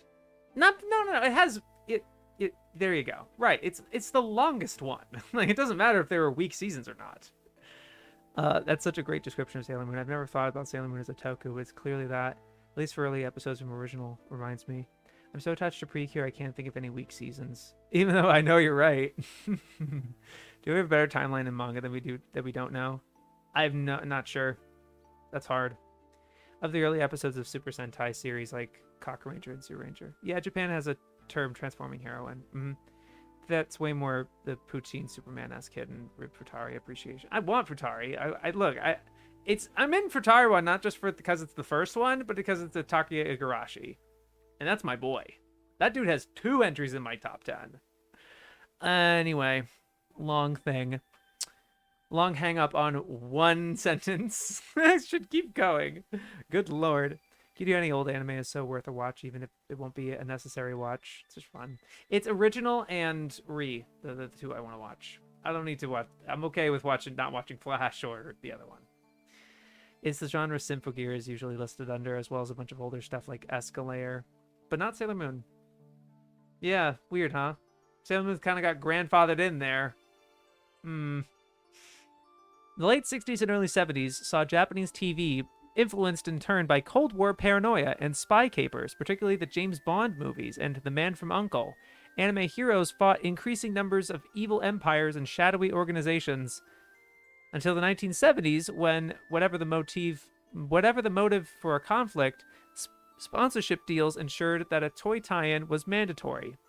My father gave me a robot becoming not merely a plot point, but a slogan for children. They literally repeat the thing twice. They literally repeat it in 2 different articles. God damn it. But a slogan for children to internalize, ready to use full effect on harassed parents. That's such a stupid fucking idea. Like, yeah, that maybe that has the added benefit. I'm certain that's not wrong necessarily, but that's just shitty. That's just a cynical, shitty way to think about it. And look, I don't want to dissuade the fact that, like, Mazinger Z had it right there, where the dad gave him this robot, and Koji Kabuto doesn't seem to have any feelings about it after that. Like, he's like, yeah, my dad gave it to me, but how often is it mentioned in the show? Episode 1. But how significant of a deal is it really? You know, how does he have father issues like Evangelion, for example, maybe? That's at least an interesting dynamic, and what's so funny, this logic, it makes you think that, like, the kids are gonna ask for Evangelion toys because the kid in the show, his dad made the robot, so ergo, you should buy me the robot. What logic is that? Who uses that logic? A really, like, smarmy kid, I guess, but, like, that's just really silly. When you say that out loud, where it's like, the kid is like, buy me this robot, and the parent's like, why? Because the kid who owns the robot gets it from his father. Therefore, I should have one too. That's like, is that why? Is that why? I was like, well, it just works, and so we're gonna do it in every show. Is it really the reason? I don't want to believe that. There's a truth that I don't want to believe. It's like, but it's true. No, that's something that's very I don't know how true that is. God. I think Fresh, or was it ES5, will give a better idea of the formula solidify. Yeah, sure. Of course. I'm not going to just watch ES5 though, okay? I'm watching the first one. Also consider the live action Cutie Honey movie. It's a also just like what I'm thinking about, like I like that it's I like that it's two magical girls that are kind of in a partnership with each other. I can't think of another magical girl series that I've seen that's done that. That hasn't just been a group of them, like Sailor Moon or Jamato Doremi. But I really like this when it's two of them. That's cool. Also consider the live action Cutie Honey. Yeah, you're right. I keep forgetting about that one for sure. I do keep hearing about how good that is. Definitely should. I think it's worth comparing when they did this Sailor Moon live action. Sure. Just wonder how the crossover has been continuing or not outside the two. Like what the other live action Toku did. Yeah, I don't know about now. Maybe there's a consideration, but so whatever. The greatest foreign influence in this spirit was kept hidden for many years. The greatest foreign influence in this spirit of the My Father Gave Me a Robot was kept hidden for many years, but came in the form of direct investment. Many supposedly American cartoons in this period were largely made in Japan, where the Rankin Bass Company was subcontracting much of its work since The New Adventures of Pinocchio. In particular, stop motion from Tadahito Mochinaga's MOM films and cell animation from Toru Hara's Topcraft made a major contribution to foreign works in this period, including 'Twas the Night Before Christmas in 1974, The Hobbit in 1977, and The Last Unicorn in 1981. Meanwhile, a more obvious foreign influence came in the form of World Masterpiece Theater, a highly regarded domestic franchise that relied solely on foreign stories for its inspiration. Staff from Topcraft formed the foundation of the substantially more famous Studio Ghibli, but also of the more obscure Pacific Animation Corporation, which was eventually bought out and renamed Walt Disney Animation Japan. Such works are usually excluded from chronicles of Japanese animation, but could often form a substantial component of the workload at some Japanese studios. Japanese animators... I can't believe how much they glossed over World Masterpiece Theater just then. Like, they completely just... Anyway. Like, they were talking about Topcraft, and they were like, meanwhile, a more obvious foreign influence is World Masterpiece Theater. Anyway, staff from Topcraft formed the foundation of Studio Ghibli. Like, hey, what about that? Talk about that. Or even maybe they're gonna mention the I doubt it. Fucking the omnibus shows like Manga Sekai and Manga Ijin, which are also foreign stuff, you know? Japanese animators remained a common choice as laborers on supposedly foreign cartoons in the 1980s, sometimes comprising most of or all of the actual creative staff. Shows such as Ulysses 31, Dogtanian, and Mysterious Cities of Gold were made with foreign money, while others, such as Robin Hood, relied on markets abroad for their success. However, this success was short-lived, chiefly through the rising costs of Japanese labor. As Japanese studios increasingly subcontracted their own work abroad in the 1990s, it was just as likely for their foreign clients to do the same. Later seasons of The Simpsons, which would probably have been farmed out to Japan if the show had been made a decade earlier, were instead animated in Korea. That's what we all thought of Mahotsukai season, and people are apparently angry of that. Anyways, how you doing, Krav? Like some of your videos a while back, you watching anything fun? How's the franchise name? I'm rereading Kaiji and rewatching Ayakatsu, so I'm pretty content, thanks. Hoping to watch some more Precure this year too. Very nice. Yeah, I was seeing that you obviously I tuned in on Weeb Club at the perfect time. But yeah, the home video market which many and also Craft. I don't know if you're still here, but I was thinking I had this one idea for a video, like way that I have no plans at the moment, but like cause I'm kind of like at a stuck period with my videos. But I was thinking it would be kind of interesting because I really want people to read Kaiji, like really badly, but it feels like they all get stuck on like wanting to read more because part 3 is like the modified version of Mahjong. So if you don't even know Mahjong, it's very hard to follow. At least it seems that way for most people. Maybe you had an easier time. I certainly couldn't follow the game itself. That was the only Kaiji game I was like, I don't really know what's going on. But I could still enjoy it because I was still followed the characters' emotions, you know, and like, well, this is bad or whatever, right? I could still follow the flow of the game, but not the game itself. And I was just wondering, like, I was like, maybe I make an explainer video for part 3, or just even just for that whole 3, 4, 5, 6 almost. Not even go that far, but like, just describe part 3, like actually kind of almost summarize it in a way, like as a replacement. I don't know, but like as a way for people to be like, okay, I can potentially go into part 4 now, you know, and enjoy that sort of thing. Or just talking about why 4 and 5 are amazing, I guess. I just think that would be interesting. Now in video market, which many in the anime business seem to have regarded as a wholly domestic bargain basement operation, was to prove anime's savior. However, many foreign buyers developed false expectations based on their first experience of the medium. Although anime was sold abroad in the 1990s as a video medium, many of the video buyers were comparing their purchases with Akira, a feature film.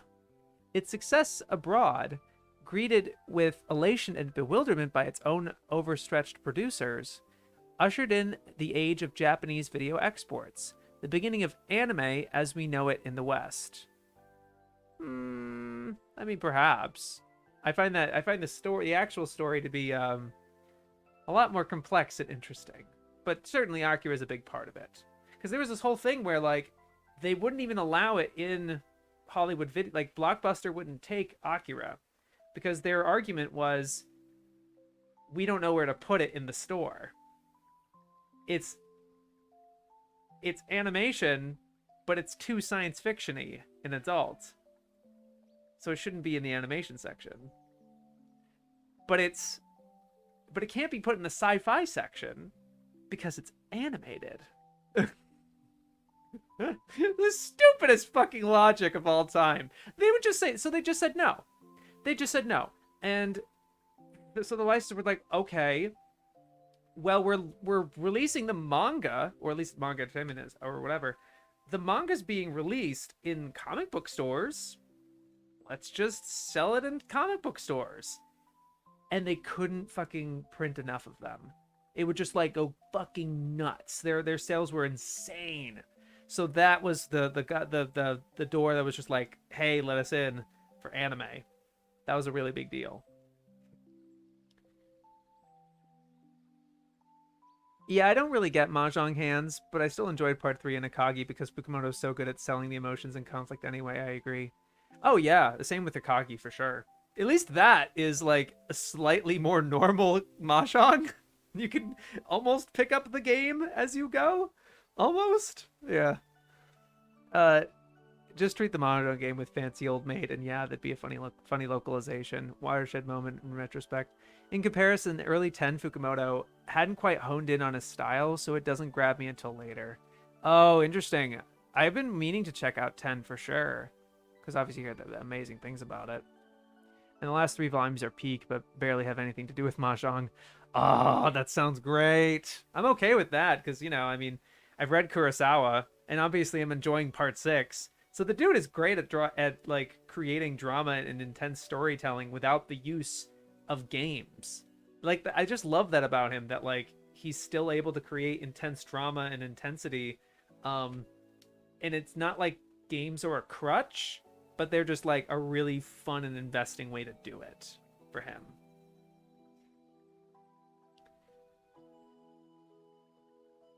An increasing number of foreign distributors fought over the rights to anime. Foreigners began investing directly in Japanese productions in order to snatch the rights early.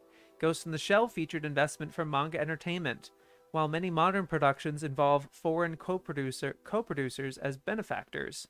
Indeed, by the middle of the first decade of the 21st century, some anime companies refused to even commence production without foreign backing. Instead of being offered as completed packages, many anime in the period were instead presented as concepts or works in progress. Many modern productions... Can you give an example, please? No? Okay.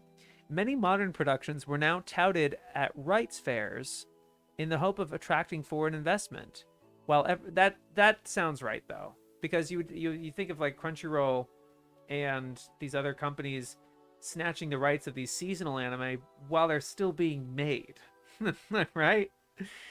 Where like they're gonna promote Zom 100 super hard and then it gets delayed, right? Many modern productions were now touted at rights fairs in the hope of attracting, while ever increasing numbers of both anime and false friends, we're going to learn about false friends later, are put into production at the instigation of Western producers. In Kaleido Star, the lavish performance sequences were only possible with investment from ADV Films. While Kill Bill the Origin of Oren, was made by the Japanese in imitation of what foreign producers thought Japanese animation ought to be. This reliance on overseas investment, taking its significance from a belated 10% to a preemptive 50% of anime's value, created a brief and lucrative bubble in the Japanese market and a production peak in 2006 that has yet to be matched, at least as of the publication of this book in 2015. And that does sound right. I'm pretty sure that people have since made those things, and 2006 is still the peak. But also innumerable shows purchased at costs significantly above their eventual value. The subsequent slump, as promising concepts like Higaijai failed to live up to the expectations of their investors, caused considerable disruption to the overseas anime business. Today, in 2014, foreign sales once more amount to roughly 10% of most anime's value. Oh, that's increased. That increased dramatically, I think. Restoring conditions from 1995, although foreign potential remains far higher. Based on experiments in digital fingerprinting and informal access, and the realities of simple demographics, the possible value of foreign markets has been assessed at up to 30 times the value of the domestic market for anime. It is this tantalizing prospect that keeps at least some eyes in the industry focused outside Japan on emerging markets in China and Africa, and on the long tail of anime fandom in the developed world. Good way to end it. Oh man, we are now 43. We're gonna crank through this next one. Gaming and digital animation. Oh joy. Can't wait to see what they say about gaming. What do you guys think? Gaming? Suppose they're going to talk about VNs?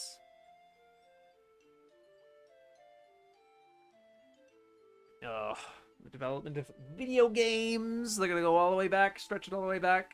Each of these thematic entries so far, and this is probably the case with the rest of the we've read before, have been very much structured as, okay, go from the earliest possible point and work your way up to the current day. And that seems like a fair enough formula, but it does make it for a little more predictable as you read them subsequently, as you read them back to back. It gets a little repetitive with the, points of, with the points that they're making and such.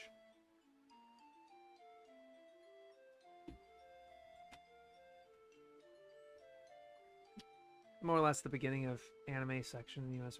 Yeah, Demon says draw. Video comics is such a 90s rad name. The other example, I think it was Route 20 by Gynax. Just didn't get made. Okay. Gaming and digital animation. In the last 3 decades, graphics and computer gaming have exerted a growing influence on anime technology and formats. Until the first sentence, you're just gonna like divert us to a different thematic entry.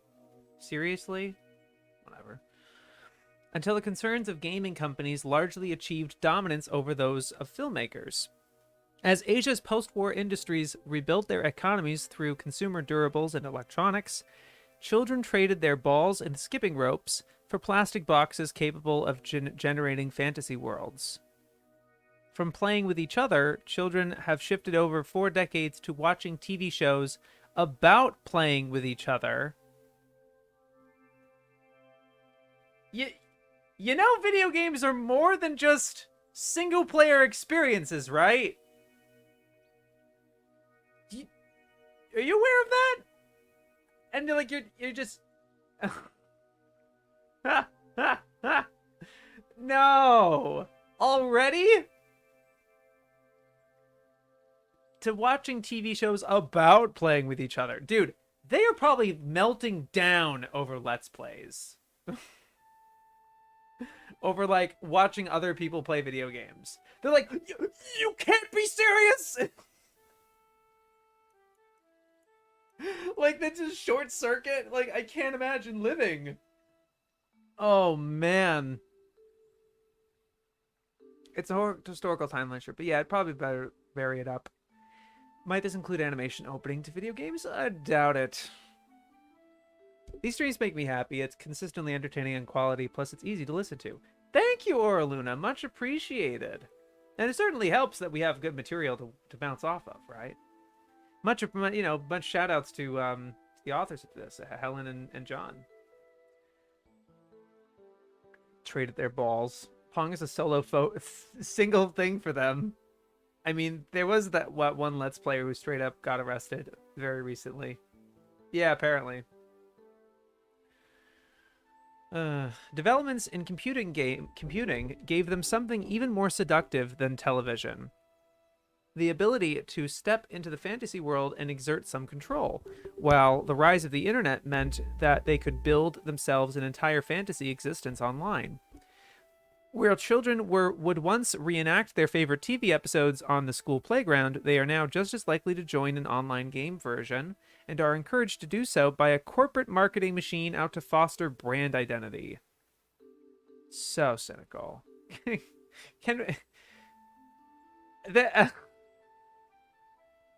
You're making it.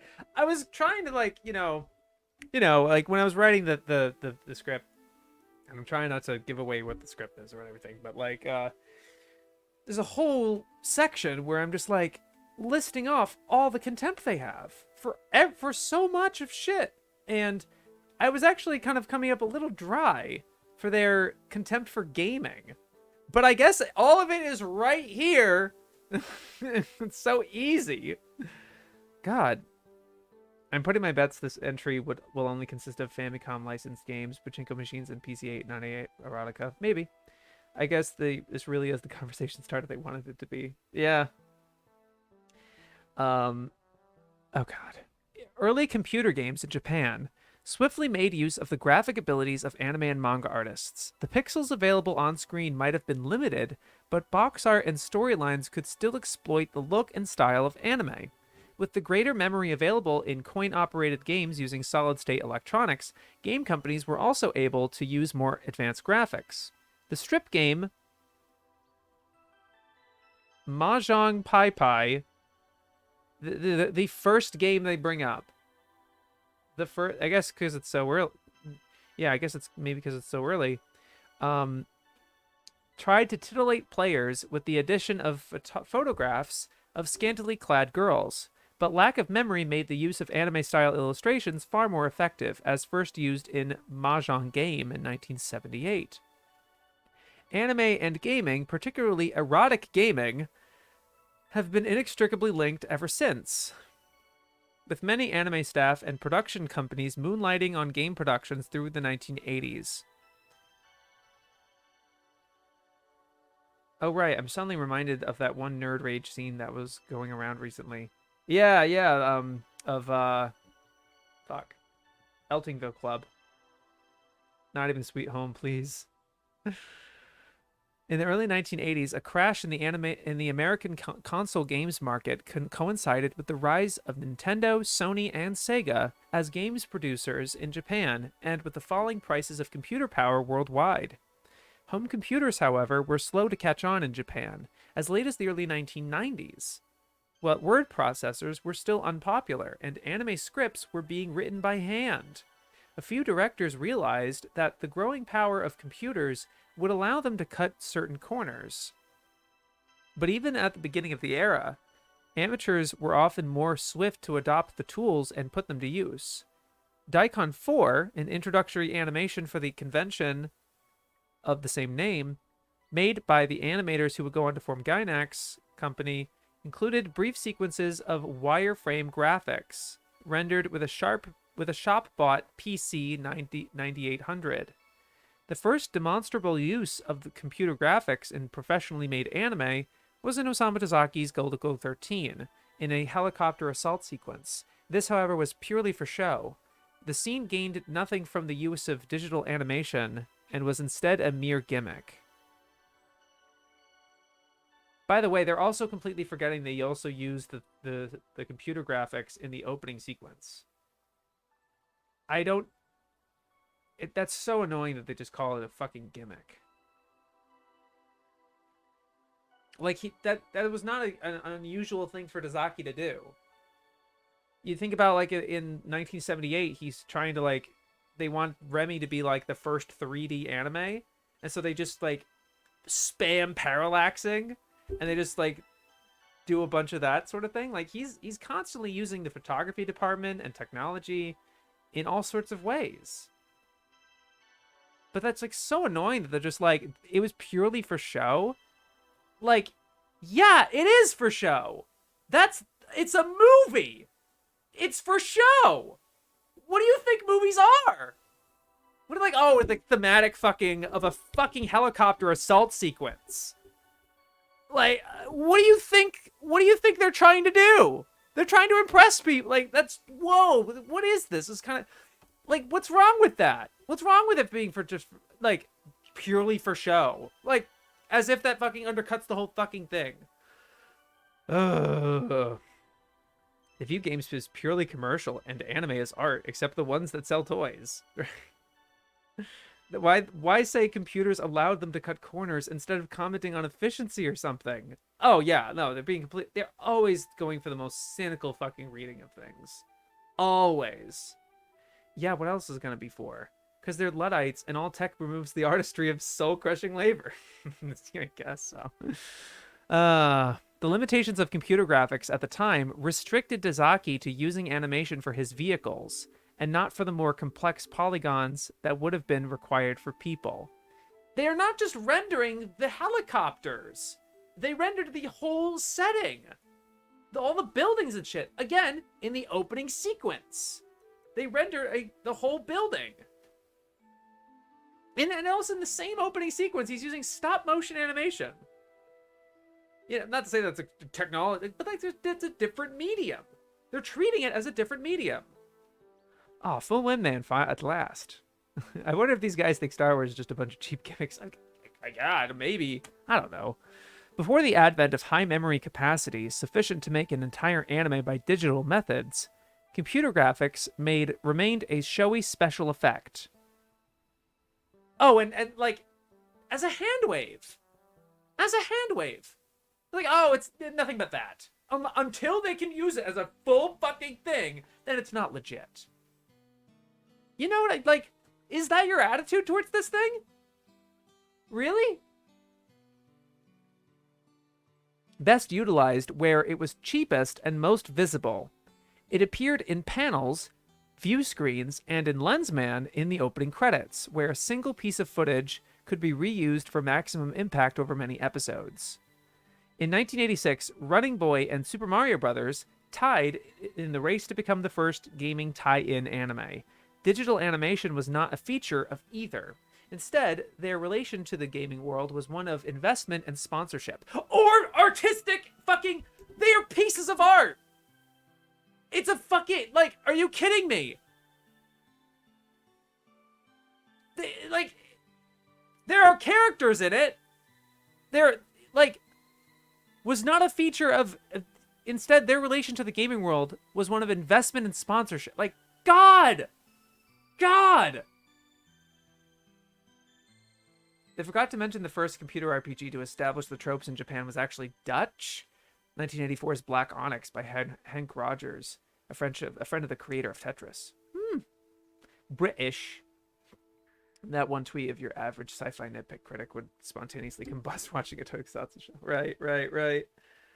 So the things that you've been retweeting, Annalisa, about the Power Ranger situation, how like the current showrunners are like embarrassed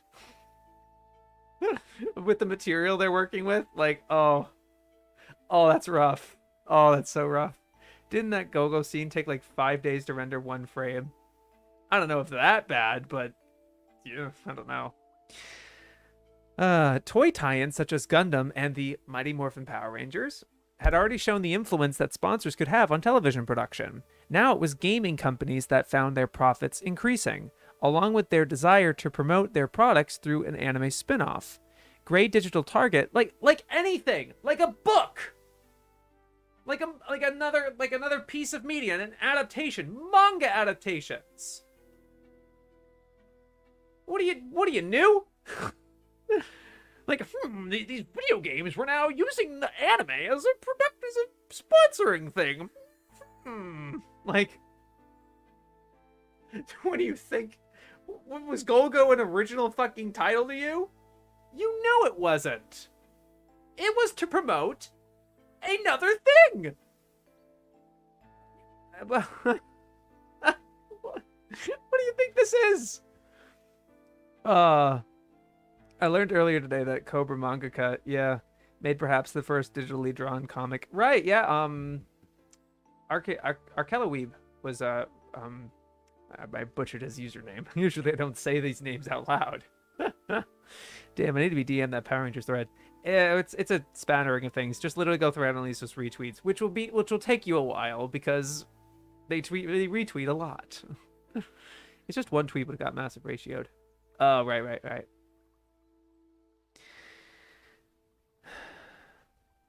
Many games. Oh my god. Gray Digital Target, the ultimate satire of the eternal escalation of game-based plotting, appeared in anime form the same year. Many games suffer in their anime adaptation from an overly simplified quest or combat-based narrative. Shoot-'em-ups like Gradius, adapted into anime form as Salamander, present problematic material, particularly outside the undemanding children's field.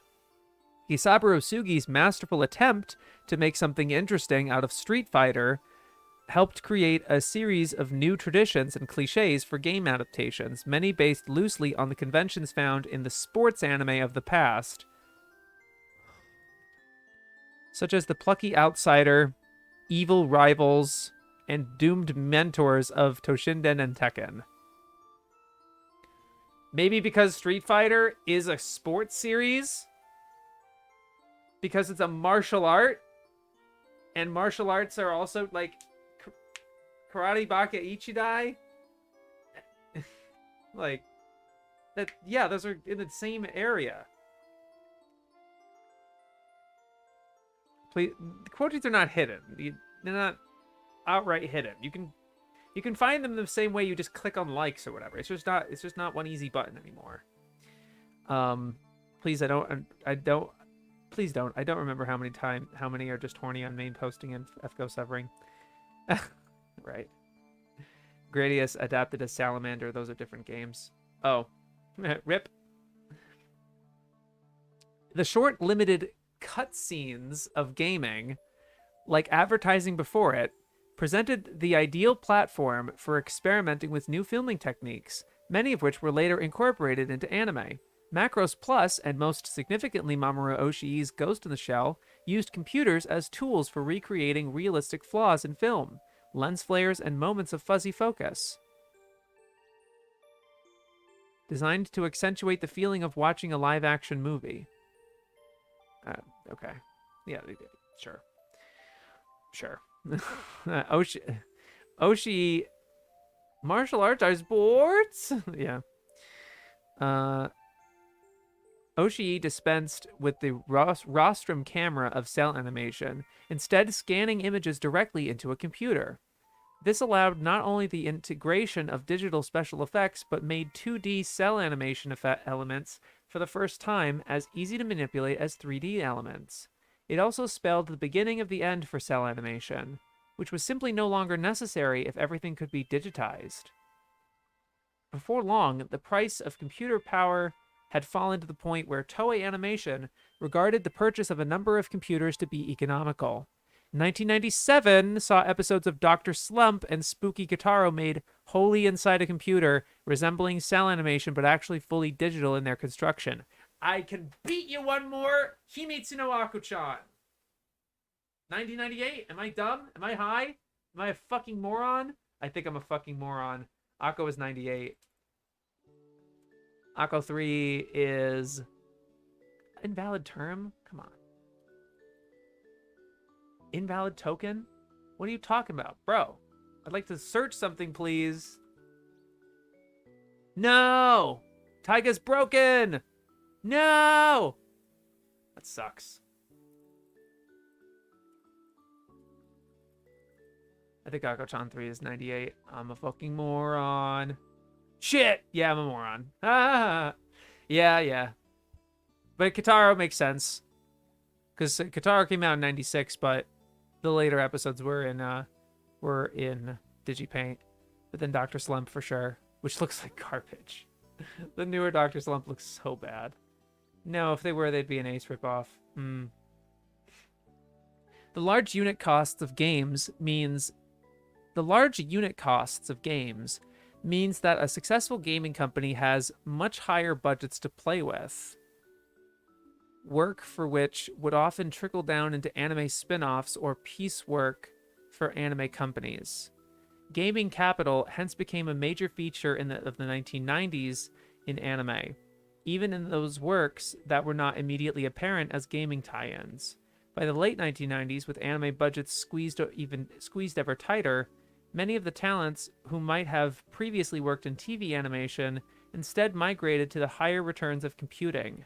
The game Scandal from 2000, animated by Production IG, contained 3 hours of animation, ironically assembled at a higher budget than many real anime on television. Real as in quotations. Those anime that flourished on television often did so with the heavy backing of games concerns, Pokemon, Bomberman, and Digimon to name a few. Their emphasis is often based on the collecting of cards, toys, or other cheaply mass-produced items that can be marketed to young consumers during the commercial breaks. And it was also applied to Magical Girl series too. Not just video games, because that's just anime. That's just anime. So far, I'm really feeling the boomerism on this, you know? They have this real kind of like weird take on computer digital animation, but they're really not engaging with gaming specifically. They're kind of just being like, how has this affected? Maybe that's just to narrow their focus. Sure. But it shows that they really are not doing their research when it comes to video games. Just as it's like, you know, it's reductive to not think of, like, you know, to not consider manga. And you notice, like, when they do know something about manga, they're pretty insightful. You know, maybe it's useful to have some research in a neighboring medium that does apply to what you're talking about.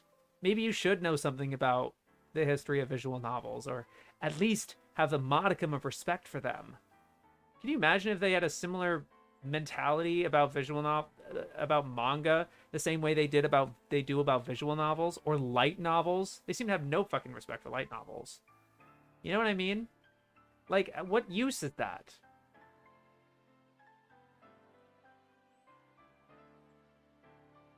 Cotton stream fraud, at least today in print. Yeah, true. Yeah, true. But like, you see, that I'm off the cuff. I'm literally like reading something and reacting like immediately. You know? This is not just like not in print. This is not being revised. I'm not like looking over this and being like, oh, I need to double check that sourcing or whatever. Yeah, I did it in the middle of stream actually, because I was like, wait, I don't think that's right.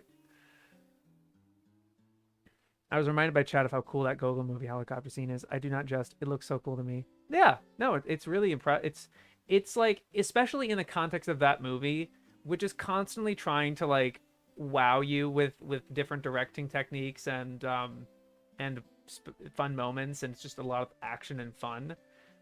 You know, despite the icky parts, and despite it being Gogol 13, right? It is for show, and that's the point. Like a lot of Dazaki doesn't need to do these split screens of like 20 of the same shot of him typing something on a computer. That's for show, and that's the point. It's fun and entertaining. Makes it more exciting. It's really impressive for 83. Kind of weird they mentioned Scandal for IG. They made a series of interactive movies called Yaradura in the mid-90s. Pretty sure cartoons they grew up with are also just trying to sell toys with less subtlety. Call Sherlock Holmes a light novel because it was paperback. Animators' careers had followed roughly the same pattern since the 1950s, with artists taking low-paid jobs as in-betweeners, learning their trade as they rose through the ranks to key animator and perhaps director. Such career paths became rarer, as much low-ranking work was farmed out abroad, and computers were increasingly dominant in the local industry. Hayao Miyazaki once even seriously suggested setting up a living museum of old-school animators who would continue to work using cell methods, test lest skills completely atrophy. By 1998, Serial Experiments Lane took a bleak but clear-eyed view of the fascination of the internet, reflecting the mindset of a generation for whom the post-war social ethic had no further relevance, and posing the question, does the physical world have anything to offer young people that can match what they find online? You know what's annoying to me? When they mention Serial Experiments Lane here, that's a great opportunity to talk about Lane's experimentation with digital animation, which there's a lot of with Lane, right? But no, they're taking the thematic approach. They're just gonna pull it for like its ideas. You know, like, all right. It just shows that they don't really actually.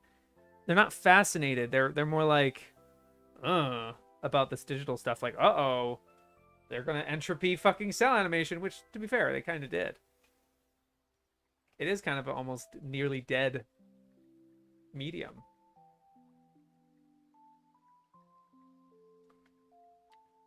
But perhaps for the better. We don't travel around on horses. Oh no, we're not gonna learn. No one's like, riding a horse is niche now. Riding a horse is so niche. Like, very little of the population knows how to ride a horse compared to when they were relevant, right? That just happens with anything. Evolution. And this is coming from a guy who loves cell animation, prefers cell animation. If I was to choose, if you were to like, here's a new show, here's like an adaptation of something you've always wanted, and you can choose to have it in cell animation or digital animation, which do you choose? You bet your ass I'm choosing cell animation every day. Every day! Every day! But, like, it's not gonna happen. The new Fist of the North Star is not gonna be in cell animation. I will be instantly more interested if it is, but I know it isn't. You can't fucking fool me. You can't get my hopes up. Don't give me hope. The whole thing comes off as computers and technology bad. On the other hand, I hate needing to always drove to get groceries next door. Yeah. I'm not saying a lot of these advancements are good. I'm just saying it happens. The new generation of animators has grown up divorced from the former apprenticeship skills of cell animation, where once there was in-betweeners and key artists using pencils, There were now graphic designers and computer animators used to working directly with machines, and often for bosses whose background was not in art, but in marketing or production. Are you serious? But like, oh, because they're from video games, those people, they're not real art. Like, that just comes off as like the people that that are in charge of them are not from an art background. That's so disrespectful. Like, what are you implying there? The first signs of this group, and also the fucking like not was their background was not in art but in marketing production. How about Yoshinobu Nishizaki? This is not new. This is not like, oh, my precious anime. Like, anime had the exact same fucking problem. Why are you just lumping this like, oh, kids these days, like with their fucking computers? Right? That's like, am I overreacting here? There were now where there were once in-betweeners and key artists using pencils, there were now graphic designers and computer animators used to working directly with machines, and often for bosses whose background was not in art, but in marketing or production. Like, that completely sounds like you're making it sound like a downgrade. How is anyone else supposed to take that?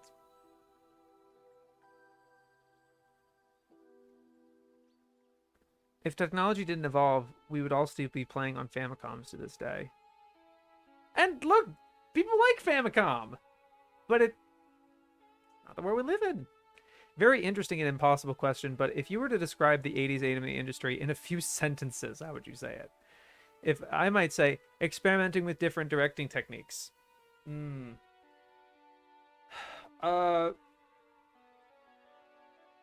Flush with cat, like in an economy, this is off the top of my head, in an economy that encouraged increasing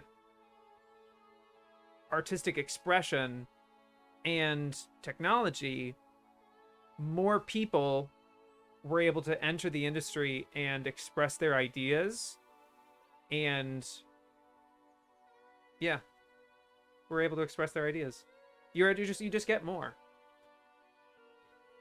It just creates it, and then the internet is another boom of that. It's just an even further expansion where now anybody in their room can upload something and it can reach a large audience and it can be commercially viable.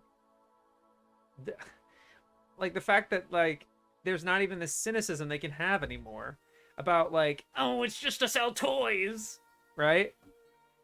Now that's not even the case anymore. I mean, you still have sponsors, because turns out advertising really works as a model, right? But all those ads now, if you're being profited off of AdSense, something like AdSense, you don't even have any affiliation with it. You're not kowtowing to those people. Some anime try to use compositing to let it look like cell animation. Some are really convincing. Yes, that is starting to happen. Graphic designers are so scary. Recreating the aesthetic in the 3D engine does take a lot of smart planning. Yeah, and intention. And that, like, let them have that intention. That's great.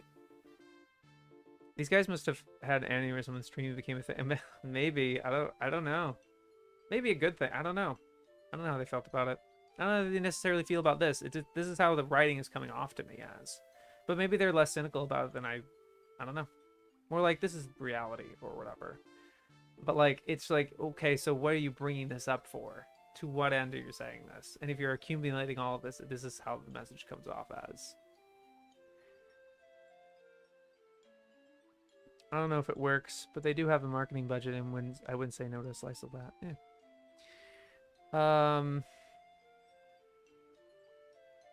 The first sign of this group's very different working methods appeared at the end of the 20th century with several animated works that seemed more inspired by the look of polygon-based games than cell-based animation. Visitor from 1998 and Alice from 1999 fought to be identified as anime's first 3D animated feature. Their rudimentary puppet-style animation, soon trumped by that in Aurora and Blue Remains. Notably, many CG anime from this period take place underwater. As with Blue Submarine number 6, the reduced depth perception, limited underwater color schemes, and heightened interference from bubbles all helped obscure any joins between 2D and 3D animation. Also, floating characters, whether it was in zero gravity or underwater, were not obliged to touch the ground, and thereby saved on more expensive animation of feet.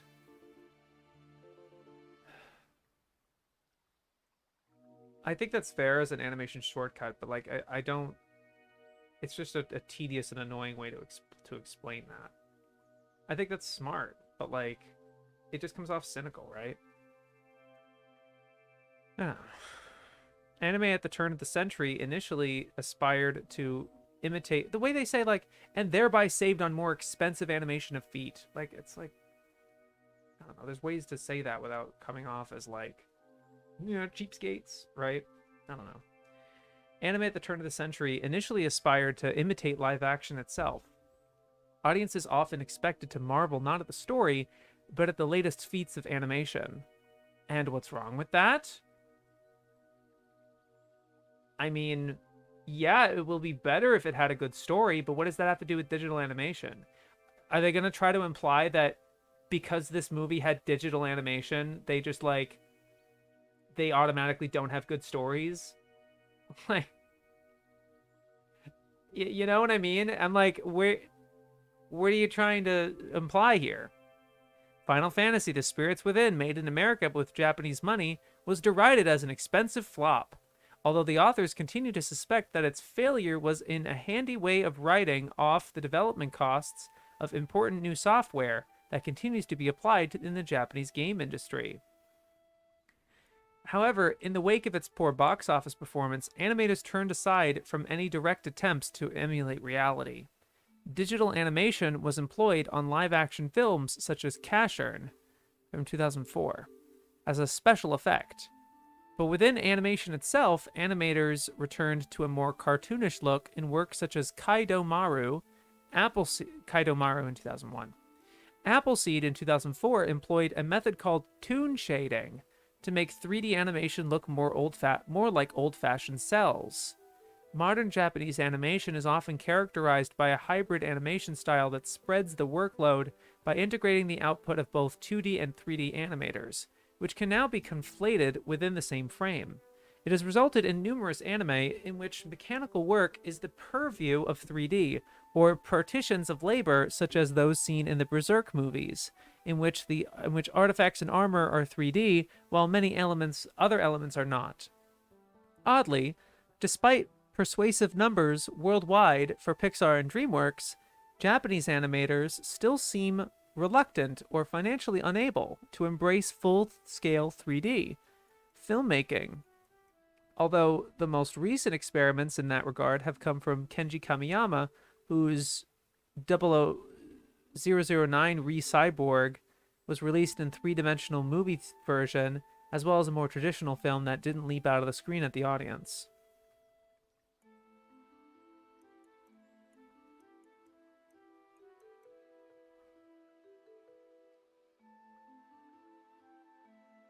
Did you see that Kineko video got what looks like to me a Toei Film Master Reel? Film Master Film Reel? Toei Film Master Film Reel? I guess, yeah, sure. They've gotten some Toei stuff in the past.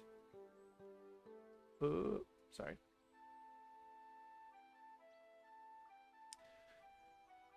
Footless budget. But yeah, it's constantly contextualizing every form of production problem, solving a cynical money move, which is totally a boomer move. Remember, people still have the stigma that CG is low quality, period. Doesn't Princess Mononoke have some digital scenes? Yes. I watched The Spirits Within a couple weeks ago. Really wasn't that bad. Hell yeah, Roger. I honestly thought the themes of it were quite interesting.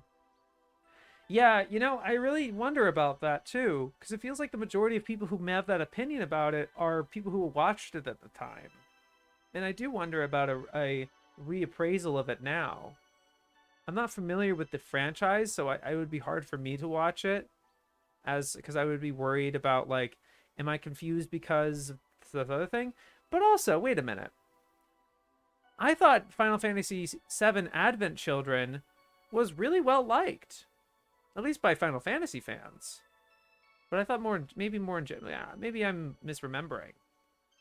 But that seems like a pretty major, like a pretty well done thing. I'd actually really like to watch Advent Children next to Spirits Within, just to kind of see the progression of that. I don't think it's by the same studio, but that would be interesting. The Final Fantasy movie sucked because they had to take out all the charm of the games to appeal to the mass market. The CG had nothing to do with it. It's honestly the only good part of it. I wonder how the writers would feel about the work done by King Animations. It was an interesting way of Sakaguchi sort of coping with loss. It just felt so Hollywood to me, like whatever it was trying to say had to be watered down by executives. And, you know, I'm not wholly against Hollywoodisms. I wonder how much of it is just Nomura hate.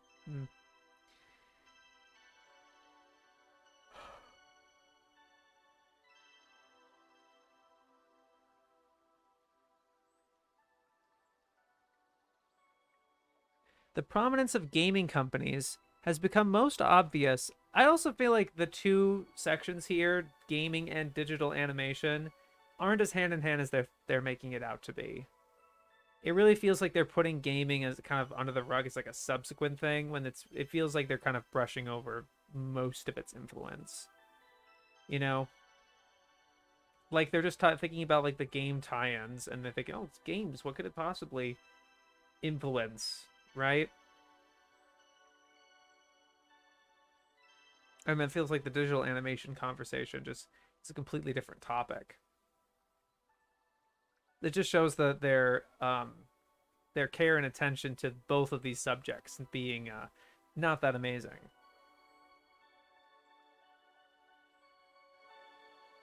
Sorry if the music hasn't been that prominent in the mix. I was just noticing it on my levels. From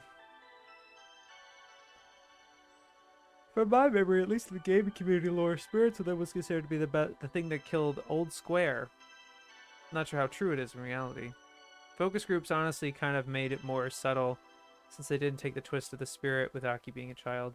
To be honest, they didn't really cut it. The idea was more or less still there. Advent Children is a better film since it's more aligned with the spirit of the games rather than how do we make this more mainstream. Sad they didn't talk about game-like realism. That's such a cool idea. I've never seen Spirits Within, but that twist you just described, it sounds so much like The Arrival.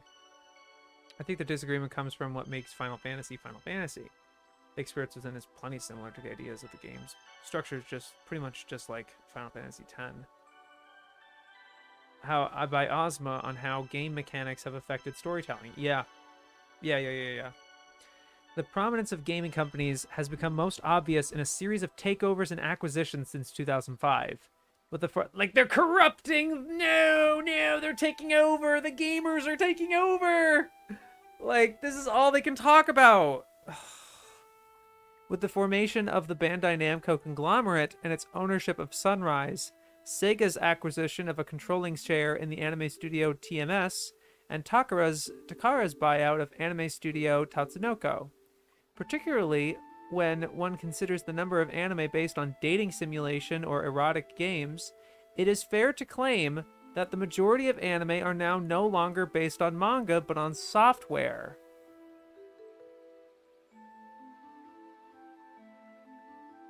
Well, fellas, what do you think? Is it safe to say that the majority of anime are now no longer based on manga but on software? Is that fair to argue? I mean, I don't think they necessarily anticipated the sheer rise of light novels. Sure. Very much an exaggeration. I would love to count. I would love a count. Like to an extreme extent. Even for the mid-2000s. Well, that take age like milk. Oh, yeah. Yeah, they're taking over. The chat has spoken.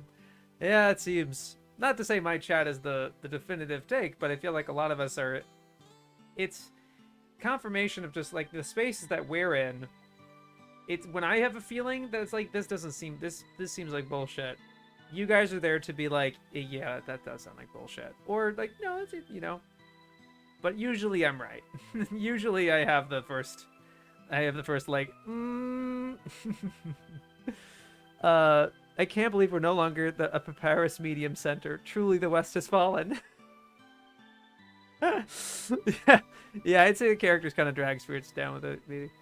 Today, definitely not today. God, no. Maybe they had more case in the VN adaptation era of the 2000s. Not today.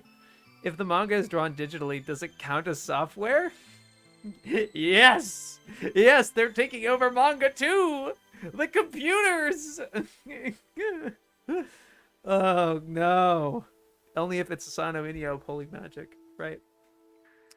Oh, what a take. Oh my god. There have been no full-length VN adaptations that don't have any anime since, like, 2018. I heard that the reason the merger happened was that Square and Enix's Dragon Quest. The experience of gaming, both as players and as adapters of games into other media, has also started to influence anime screenwriters' narrative form. Hey, there you go. Let's see what they have to say. With alternate endings, respawnings, optimism faded immediately. It really was. It really was the guy, like, what is his name? The guy in Breaking Bad, where it's like, and then his fucking other, like, what is his, happy face. Yeah, like it's literally this. Sorry. It's it's literally this. like the game's writing, like alternate endings, respawnings, and branching storylines incorporated into stories like Gantz and Tatami Galaxy. Not what we mean. Not what we mean. God damn it. You sounded like Morshu for a second. Bombs? I can't believe 2018 was 5 years ago. Also, has Jun Maeda bounced back from Key, sort of phasing out of focus? Yeah. Good old Walter Falling. Get the deal back. Yeah. Hank, right. How dare they use alternate routes to build on a theme? Yeah.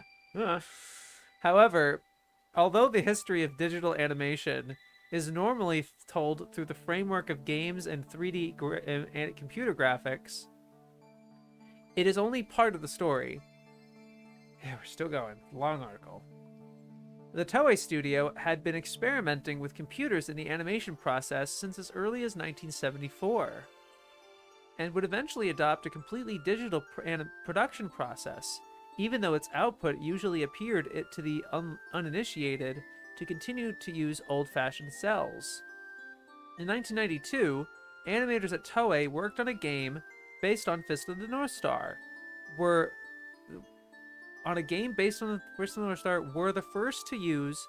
In 1992, animators at Toei working on a game based on Fist of the North Star were the first to use digital software from the Celis company, CELSYS, which would come to dominate the Japanese animation industry. The Revolution Engineering Total Animation System, or RETAS, RETAS, was widely adopted by Toei and its affiliates in 1997, and swiftly became a 2D industry default, offering an immediate 20% savings on coloring costs, and easy integration of domestic studios with offshore facilities linked by high-speed internet. This, in turn, has drastically accelerated the overseas drift of the anime industry labor pool, some 66% of which is now understood to work outside Japan, in China, Vietnam, Korea, and Taiwan. In 1998, a full Retas Pro animation suite would cost a prohibitive 540,000 yen, making it solely accessible to corporations and eccentric millionaires. However, standard devolutions in price in the software market reduced the consumer cost until 2008, when the price had dropped to a mere 30,000 yen, easily placing it within the reach of any committed amateur. Even as the conglomerates accrete into larger behemoths, the digital age also offers more opportunities for independence. Digital images can be easily put to other uses. For example, in manga, Celis also produces Japan's best-selling manga-making software. Or merchandise. Cobra creator Buichi Terasawa, rest in peace, has long championed the creative freedom and control of the computer gives to artists. Look at that, they actually bring it up about his digital manga, and makes all his work on an Apple Macintosh for multimedia export. As the possibilities of internet and mobile network distribution expand, the niche for those who want to make and present their own work in their own way will widen.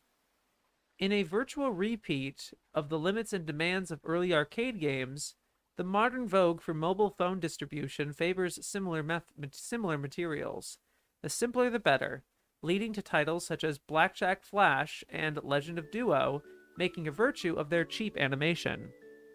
The advent of the mobile phone has also brought a new lease on life to older series, such as Robotech, reborn on mobile phones, where the lines and crackles of old age in its images are less visible on a smaller screen.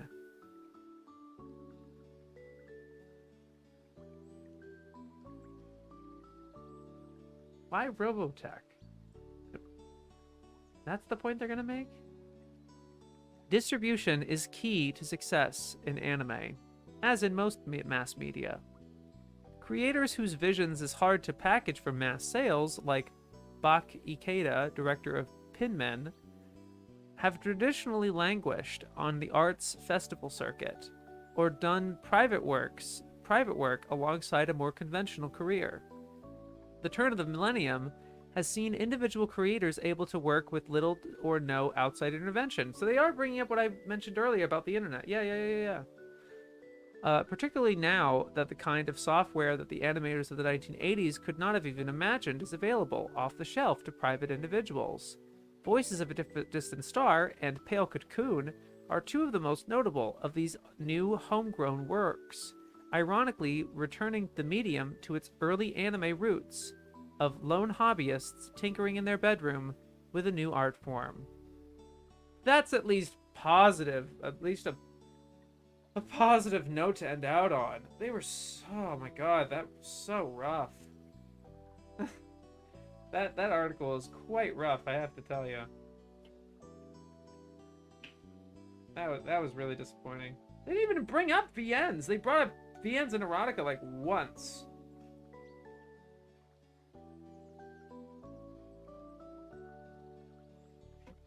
Wasn't even their peripherals.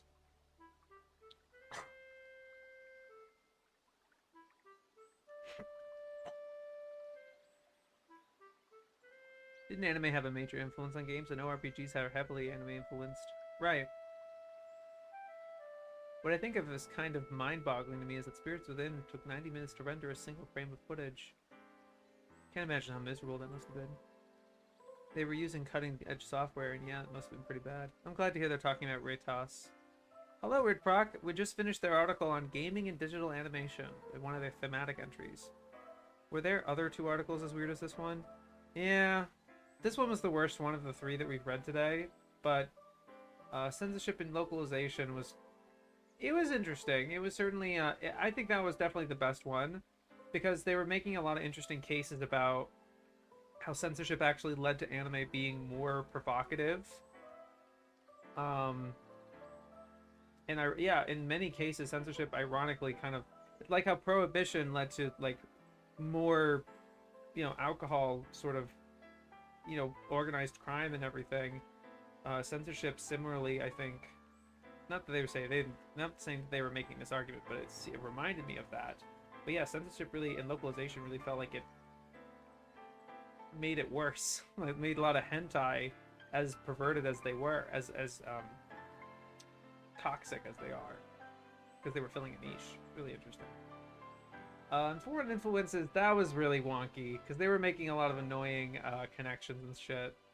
That was like the heroic hidden identity of Clark Kent was reworked for Princess Knight. I'm not a fan of that one. I'm about to head out. Alright, it's good seeing you, Emily, so thank you for being here. Whoa, when they said Blackjack Flash, they meant it was literally made in Adobe Flash. It looked fine from what I saw in my Google search. Fair enough. Whew. Okay. It is clear to me that I don't think we can do 10 articles in one evening. I am already 2.5 hours in. Done 3 articles. Yeah, no way, Chief. Abs, ain't no way. Ain't no way. I think we're gonna do 5. I think we're just gonna do 5. And we're gonna do 5 at a time. This is gonna extend the schedule out. This is gonna extend the schedule out, unfortunately. Okay, so the last we're gonna okay, horrors and that was 3. Horror and kids anime. So we're gonna do 1, 2, 3, 4, 5 next time. We're gonna get horrors and monsters and then kids anime. Let's see if we can wrap these up good. Not be as long in the tooth about complaining and talking. Oh, come on. Horrors and monsters. Okay. Oh, good. All right. 4 to 5 horrors. Looking at early CG arcade games, it's crazy how fast the technology evolved. I mean, historically, in bringing up hentai, when the Japanese government started censoring adult works, artists added tentacles and those works together. That is exactly what they said. That is exactly what they brought up. Yes. So I definitely recommend going and watching the stream back. I gotta finish Takaraji tonight on stream anyway. Woo! Enjoy! Great ending. The earliest chills in anime came from ghost stories and scary fairy tales, such as Noboru Fuji's Kujira and Ghost Ship. But it was a children's medium, and as such didn't initially attempt anything designed to give anyone goosebumps. Tezuka's Dororo, made as the creator Smushi production began to spiral into bankruptcy, was one of the first anime to be genuinely disturbing, filled with ghosts, nightmares, and bloodshed, and with a central character whose father's pact was with devils leaves him scarred, eyeless, and maimed. Yeah, I'm sure they're about to mention it. They are probably right about to mention Gegege no Kitaro, but that is so weird to me that they bring up Dororo before Gegege no Kitaro. Whatever. Which I'm not saying is like creepy the way Dororo is. I think they're right to say that, but then, you know, like, I don't know. I feel like Kitaro can be genuinely unnerving. That didn't stop some kids' cartoons from being downright disturbing anyway, with the lamb-turned-killer of Sanrio's ringing bell repeatedly giving a number of adult fans nightmares. Children's entertainment often recognized the appeal of the horrific. There it is. Spooky Kitaro suggested that cutting class to hang out with zombies was a fun thing to do. Is that it? Is that really the fucking whole fucking point of Gegege no Kitaro? Oh, cutting class to hang out with zombies is a great idea. That's all of Kitaro. Are you fucking kidding me? Are you fucking kidding me? I'm so exhausted. While Devilman dressed up to the traditions of a superhero show with the accoutrements of demonology. But not even Devilman was horror as we know it. That was a foreign concept, and arguably it's first Miyazaki's TV movie Dracula, Sovereign of the Damned, based on a Marvel comic. I get that this isn't, they're trying to focus on anime, but it's not like Japan wasn't trying. It's not like Japan wasn't trying with horror. They had plenty of monster movies and Japanese horror and manga. Like, they're not just not gonna mention that Gitaro is with Mizuki, and that was Mizuki's whole fucking thing, was horror. Are they gonna mention fucking Kazuo Umezu, Junji Ito? Obviously, I'm not expecting to do Junji Ito right now because they're in the fucking 70s still. But like, Doro's good, especially the latest one.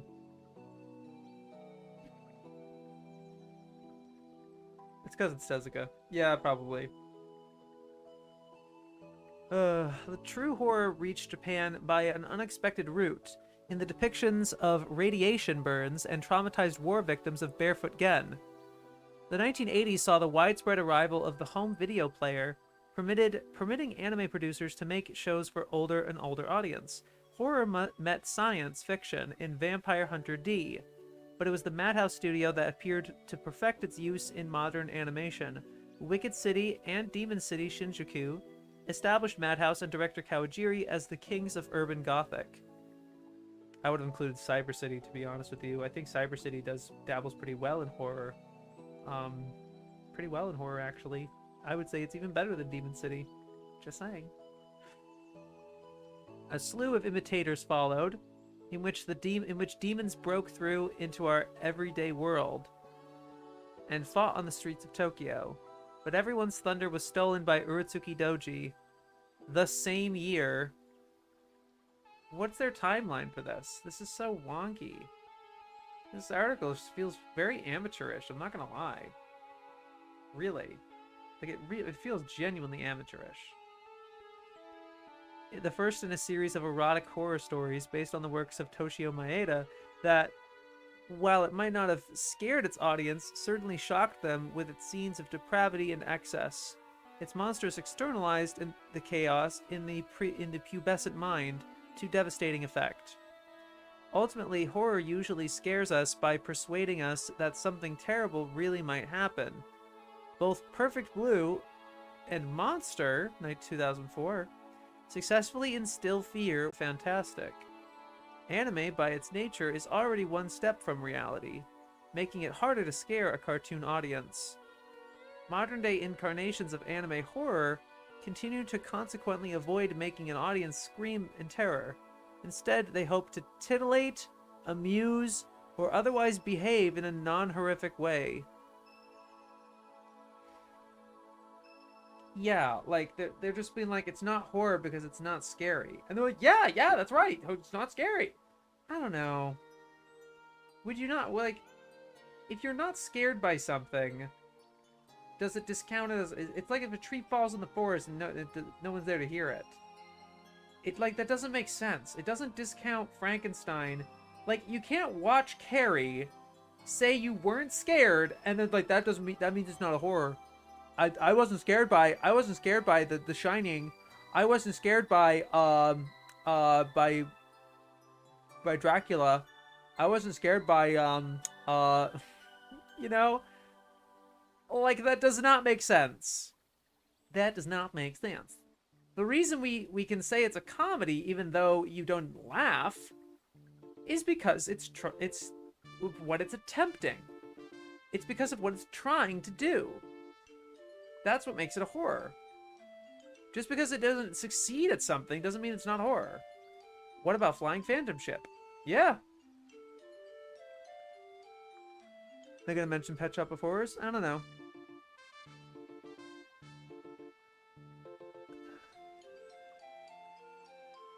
They don't mention Umezu considering how much of an influence he had. I gotta watch Cyber City. Didn't scare everyone. I don't know. Overframe was pretty unnerving to me. Isn't this Joseph Anderson vid on horror games where it was like horror games aren't horror because they aren't scary? That's a joke. That's hysterical.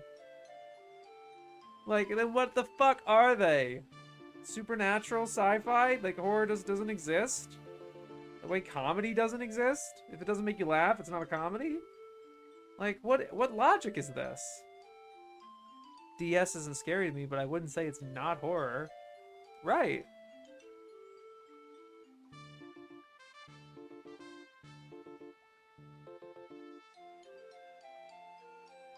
Instead, they titillate, amuse, or otherwise behave in a non-horrific way. I disagree. I think what they were on the money here about Perfect Blue and Monster, those aren't horrors as much as they are thrillers. Right? Thriller being like really edge of your seat, kind of like on edge and tense and thrilling, right? I wouldn't necessarily say that something like Gege no Guitar was a thriller. Maybe some episodes. Clearly, he never played Silent Hill 3 or the first 3 Fatal Frames. Vampire Princess Miyu preferred mood and imagery to actual scares. Style over substance, if you like.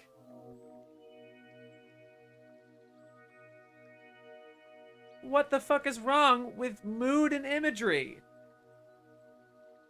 No, that wasn't scary, right? Like, it's because there are no jump scares? Is it because they're not deliberately trying to scare you? Is that why? Does it have to have jump scares in order to be a fucking horror? Like, can we... Huh? Western horror is often concerned with subtexts, but erotic horror anime like Dark Shell or Oni Tensei can put all the subtext right in the foreground. No sublimated desires here, no Victorian prudery repressing through thoughts of sex with stories of men who drink virgin's blood. Horror is a permanent feature of anime erotica, but whether such shows are scary because of their horror content is open to debate. Yeah. His argument in IRC was that I can reload the save if I die, so there's no actual stakes or danger. That's so dumb. Does he just want the game to end if you die once? Does Fear and Hunger do that? I was watching Super Eye Pouch Wolf play Fear and Hunger 2, and I genuinely couldn't tell if he was, like, losing progress when he died. I couldn't tell if he had to start over from the beginning. Because I didn't, like, start with the stream. Like, I jumped in the middle of the stream, and I saw him die a couple of times, but it seemed like he was set back somewhere, but I don't know if it was to the beginning of the game or not. And that does make it interesting, right? Because Fear and Hunger seems like a very genuinely major step in the horror direction for video games. Or at least seems like a milestone, I guess. Because it seems to genuinely unnerve a lot of people. So I wonder if that would update Joseph Anderson's stupid thoughts. Japanese folklore has a rich tradition of monsters. Yeah. Yeah, I wonder, why didn't you start the article with that? What the fuck were you on for the last 10 minutes? Some of which have built successful second careers in animation. What an awful segue. In 1955's Piggyback Ghost, a green-eyed elemental befriends a village blacksmith and his neighbors. Golden Bat was a skeletal superhero from ancient Atlantis, who fought monsters and robots at the request of Japanese schoolgirl Mari. Spooky Kitaro gave supporting roles as friends or adversaries of the young hero. To a host of traditional ghouls, like the one-legged, one-eyed Umbrella Man and the ghostly Piece of Paper, a tradition which continued in shows like Dororon Enma, with its Japanese Monster Patrol, Ghosts, and Ushio and Tora. I'm wondering why they're not bringing up Akuma-kun, who's by the same author, and it's so extreme. Like, it makes it sound like friends or adversaries of the young hero, but like, Akuma-kun is literally summoning them, almost like, oh, I hate to bring this comparison up, I really do. It's not quite the same thing. But he's summoning them like Pokemon. He is bringing up certain friends of his that are all sentient. They're all speak, all creatures that have character, personality, and Not to say Pokemon didn't have that, right? But they're distinctly more animals that can't talk. But and Digimon, is a whole other thing as well. But yeah, like Akumakun is an example they could be also bringing up, but whatever. Obviously, it's funny because Overfiend and the Miyu OVAs share the same writer. Oni, Japan's native ogres, are generally represented as powerful but stupid, extremely violent, and with nasty eating habits. They feature in anime such as Ogre Slayer and Shuten Doji, and have inspired many other creations like Rumiko Takahashi's Alien Oni in Urusei Yatsura. Interesting, I haven't heard of this. Akuma-kun was inspired by Ultra 7. Maybe. You will soon hear of it, Weird Proc, because Akuma-kun is actually getting a series on Netflix in November. I don't know if it's like a... It seems like a sequel. It seems like a continuation of sorts, which is weird. I don't quite know what's going on with it. Sounds kind of like Natsume's Book of Friends. Yeah, it's fun. It's a lot more spookier. I recommend the movie. I recommend Akuma-kun movie. Let me let me get something. Hold on.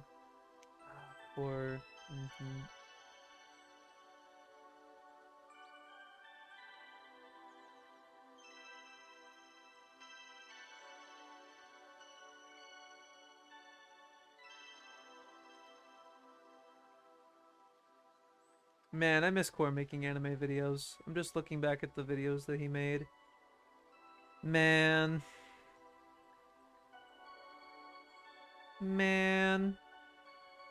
Did he unlist the other VODs? I think he might have, yeah. Yeah, I think he did. It's in here. Where is it? Fucking... Sorry, it's taking me a little while. Oh, no, it's this one. There's definitely this one.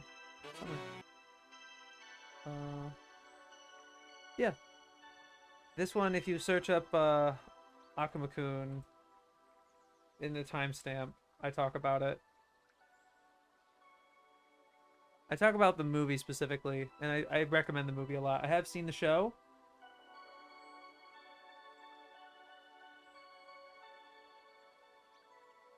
This is definitely the one I watched. Am I wrong? Or was that the winter one that I did? Wait a second. I might have linked to the wrong one. Ushio and Tora. Oh, he mixed them up. Sorry, I'm looking through this. Rushwood. I think this is different. Yeah, this is different. Never mind. I'm a silly dummy. I'm gonna remove that. It's not that one. It's motherfucking this one. Because I guess he he unlisted the rest of them. Yeah, go for this one. And this should... Obviously it's nearly 4 hours. But that's because it's multiple of these... Yeah, it's a compilation of 4 videos from 2019 to 2020. Yeah, mine's like around the hour and a half moment. I talk about Pally with the movie. Wow, I was so lucky to talk about that one. It's so good. But then, yeah, Akuma-kun movie is one of them. It's great. Anyway, sorry to distract. Go on. American TV's fascination with the supernatural in the 1960s inspired a number of monstrous tales, like the 1968 Korean co-production Monster Man Bem, in which a trio form the world of monsters, strive to bring good to the dark realm in the hope that this will enable them to become human. The generic Western vampire became a popular stock character from 1968, when Mushi Production mixed live-action and anime with Vampire Little Goblin. The story of a monster prince sent to live on Earth gave supporting roles to the Hollywood stars who inspired Forrest J. Ackerman's long-running magazine Famous Monsters of Finland, Dracula, Wolfman, and a Young Frankenstein's Monster. All 3 also appear in Spooky Guitar movie Great Ghost Wars. Akuma-kun manga predates Ultra 7, but I'm unfamiliar with Akuma-kun anime or manga, so I'm unsure where they might differ. I'm unfamiliar with Ultra 7 as well, so I wouldn't know either. So it's two things. I'm just like, oh, maybe. Mary Shelley's tragic creation, Frankenstein, mystifyingly relocated to North Wales for the Toei TV special, has also influenced a long line of anime dealing with the dangers of genetic experiment, from thoughtful works like Tezuka's Baki to 1998's Pokemon movie, right, with Mewtwo, and Blue Submarine #6. The Wolfman's descendants have starred in shows including Wolf Guy, alongside other were-creatures in Midnight Panther. Strangely, the Mummy has yet to star in his own anime. Bit-part appearances in shows like 1971's Lupin III have reduced him to the level of an extra in Scooby-Doo. The King Kong show was made specifically for the American market. The elemental ape became a small child's friend in a TV movie and series of 8-minute adventures. Japan's own giant monster Godzilla appeared as a comical parody of himself in 1967's Gazula the Amicable Monster, a gentle but clumsy creature invading the life of a typical Japanese family. Gross, misshapen monsters that would equally be at home in medieval Buddhist or Western halls are found in anime such as 1985's Ixer 1 and 1991's Silent Mobius, where they are shock troops of alien forces bent on world domination. In most Japanese movies, humanity tries to fight monsters with iron determination and heavy weaponry, but many anime play with the idea that to beat monsters you must join them by taking on some of their physical or magical powers, as in Devilman and later pastiches such as Hellsing. That is so interesting that they don't bring up Kamen Rider. Yeah, like, dude, anime plays with the idea that to beat monsters you must join them. You know, the idea with the original Kamen Rider being that he was forcibly infused with the villain's technology and then he uses it against them. Just saying. Just saying. Nagai's series suggests that ordinary-looking people can be possessed or transformed into monsters simply by unleashing their own inner demons. Some of the most magnificently silly monsters ever to grace an enduring franchise threaten mankind in Ultraman, an animation spun off the live-action hit of the same name. So the only reason they're not bringing up Kamen Rider is because it doesn't have an anime. Alright. To defeat them, our hero must achieve monstrous size and strength by borrowing the magical girl technique and assisted transformation. Wait, for Ultraman? Ultraman? Some of the most magnificently silly monsters ever to grace an enduring franchise threaten mankind in Ultraman, an animation spin-off of the live-action hit of the same name. To defeat them, the monsters in Ultraman, our hero must achieve monstrous size and strength by borrowing the magical girl techniques of assisted transformation. Oh, that is so embarrassing. That's literally... Magical Girls did not have that until Creamy Mommy in 1982. And they're talking about the Ultraman anime from 79, not even referring to Ultra Q or Ultraman that came out in the 60s, right? Am I wrong? Did Ultraman not come out in the fucking 60s? Or 71 or something? Like early fucking 70s.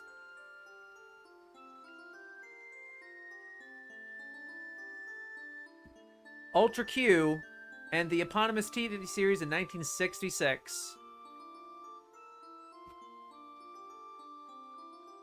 That literally goes to show that it's like, yeah, the Magical Girls completely took that from Tokusatsu.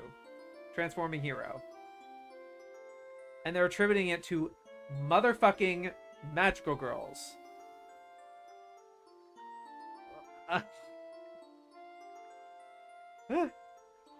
They are not. No way. Lol. My favorite take. Magical girls invented transforming heroes. Oh. Oh no. That's really bad. I'm gonna type all of this. I'm gonna probably watch this back or reread these and be like, yep, that one. Because I don't know. I'll do a combination of both. Maybe. I just want to. I just want to get through them right now. I don't want to write all this down. I don't feel like it's the right place, or I have to figure out how to fit them in. But Jesus Christ. Huh? Huh? Huh? He doesn't even turn into Ultraman. He more or less, Ultraman's spirit possesses him. Yo, what the hell? Can't believe Kamen Rider ripped off Sailor Moon. Ugh. I mean, they could have at least checked the dates before they made that argument.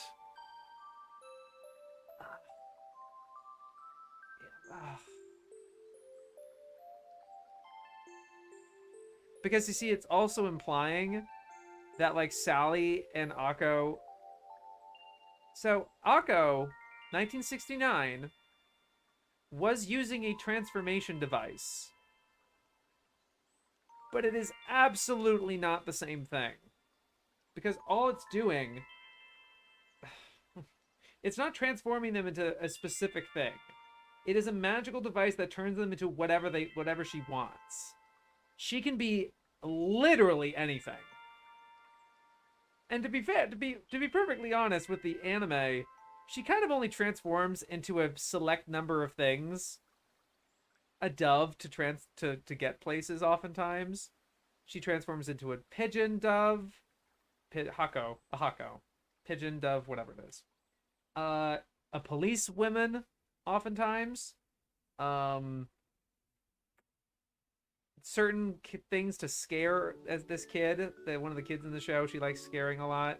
So she transforms into whatever to scare him, some ghosts or whatever. The first thing she does with it is transform with just make herself into like a princess. Make her look like have a cool dress on. You know, it's really not the same functional thing of like a transformation device. Yeah, it's a device that transforms. Nah. Because it's like what it ended up mostly being, and again, that still doesn't predate fucking Ultraman. That still doesn't predate Ultraman. But like, it's just not the same functionality. You know, just because something was first, it doesn't really mean it's the same idea that they took it from that. They're like, oh, we're gonna take from this Magical Girl series. Like, nah. Nah.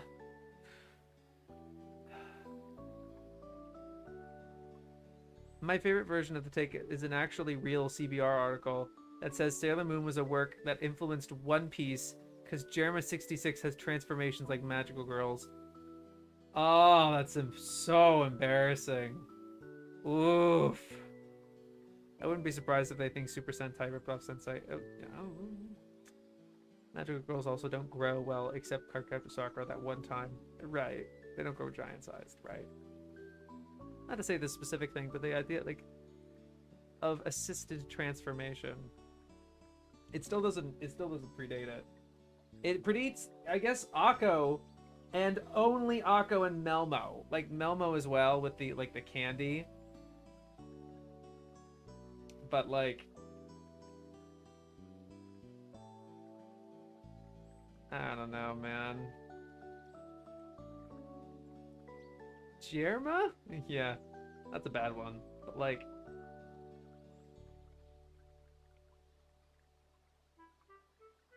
other monstrous transformations in anime range from the comical but threatening to the stomach churning. When neglected pet dog Papadoll is changed to a monster and catnapped, he still drools and looks amiably stupid. But he can eat people. Akira transforms all its protagonists.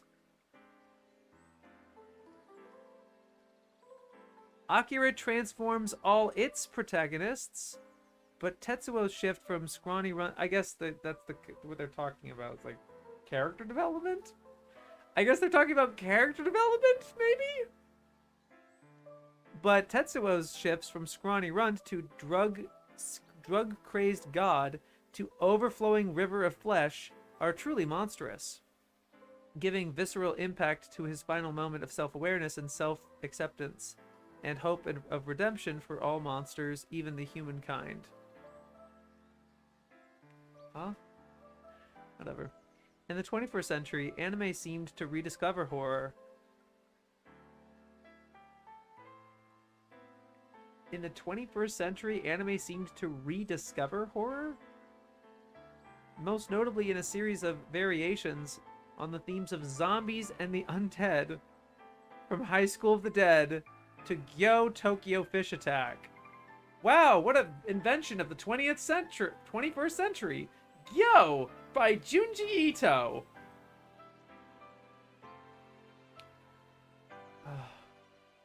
Then this new trend can be ascribed in part to the international success of The Walking Dead, but also to a general interest in zombies replacing the naughty's vampire fad.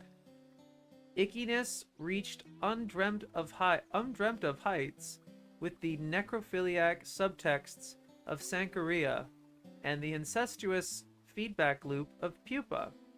Meanwhile, monsters continue to stand in for anything non-Japanese, such as the creatures of the night reluctantly granted immigration and assimilation in Dance in the Vampire Bund.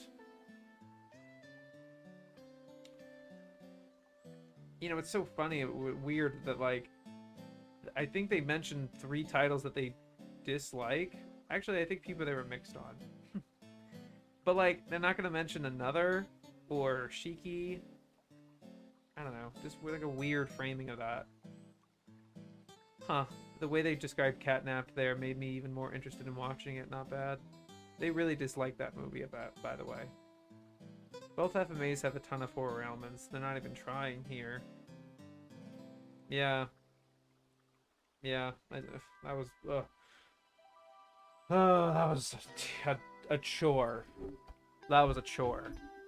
That was just fucking nothing. Like, I think they had the idea, and I don't think that the results turned out that good, but they kept it anyway. That should have been cut. That was useless, I think. I didn't really learn much from that at all. Oh, fuck. Did they mention Higurashi? Nope. Mina doesn't reluctantly let vampires onto her island in Vampire Blood Bund. It's quite the opposite. She wants to look out for vampires. Yeah, that was very strange. Okay. Going on to kids anime. Last one for the night. I can't do this for fucking another 3 hours. Ain't no way. I mean, that would look really nice on, like, the stream or whatever, but I'm not... Nope. Nope. Not doing it. Kids anime. Despite the breathless boasts of foreign pundits that anime is not just kids stuff, which it isn't, but it also... But, like, are they trying to be... The bulk of the medium is still made for an audience of high school age or below.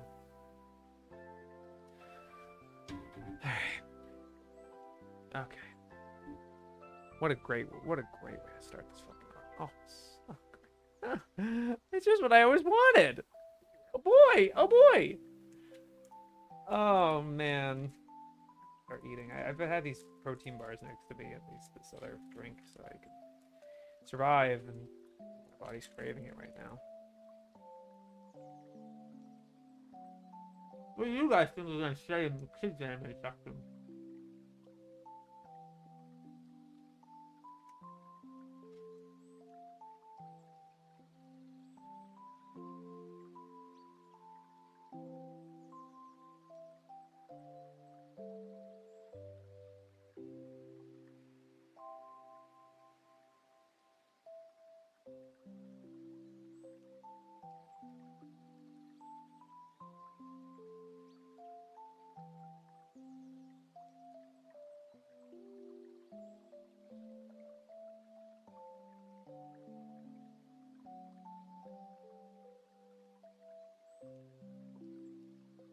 Yeah.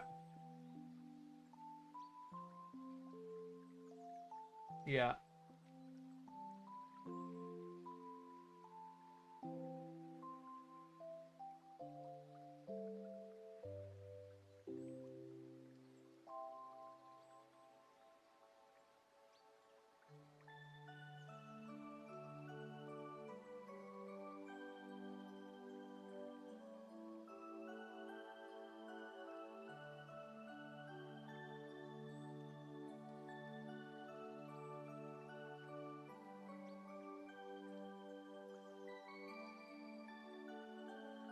Here's my take. I hope they mention Boo Boo Cha Cha. Because they always seem to fucking bring that title up.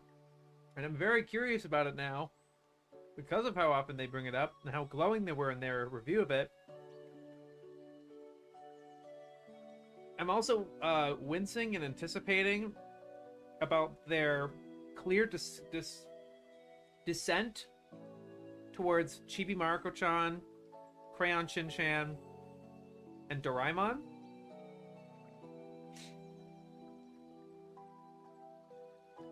Maybe they bring up Sasai-san? I don't know.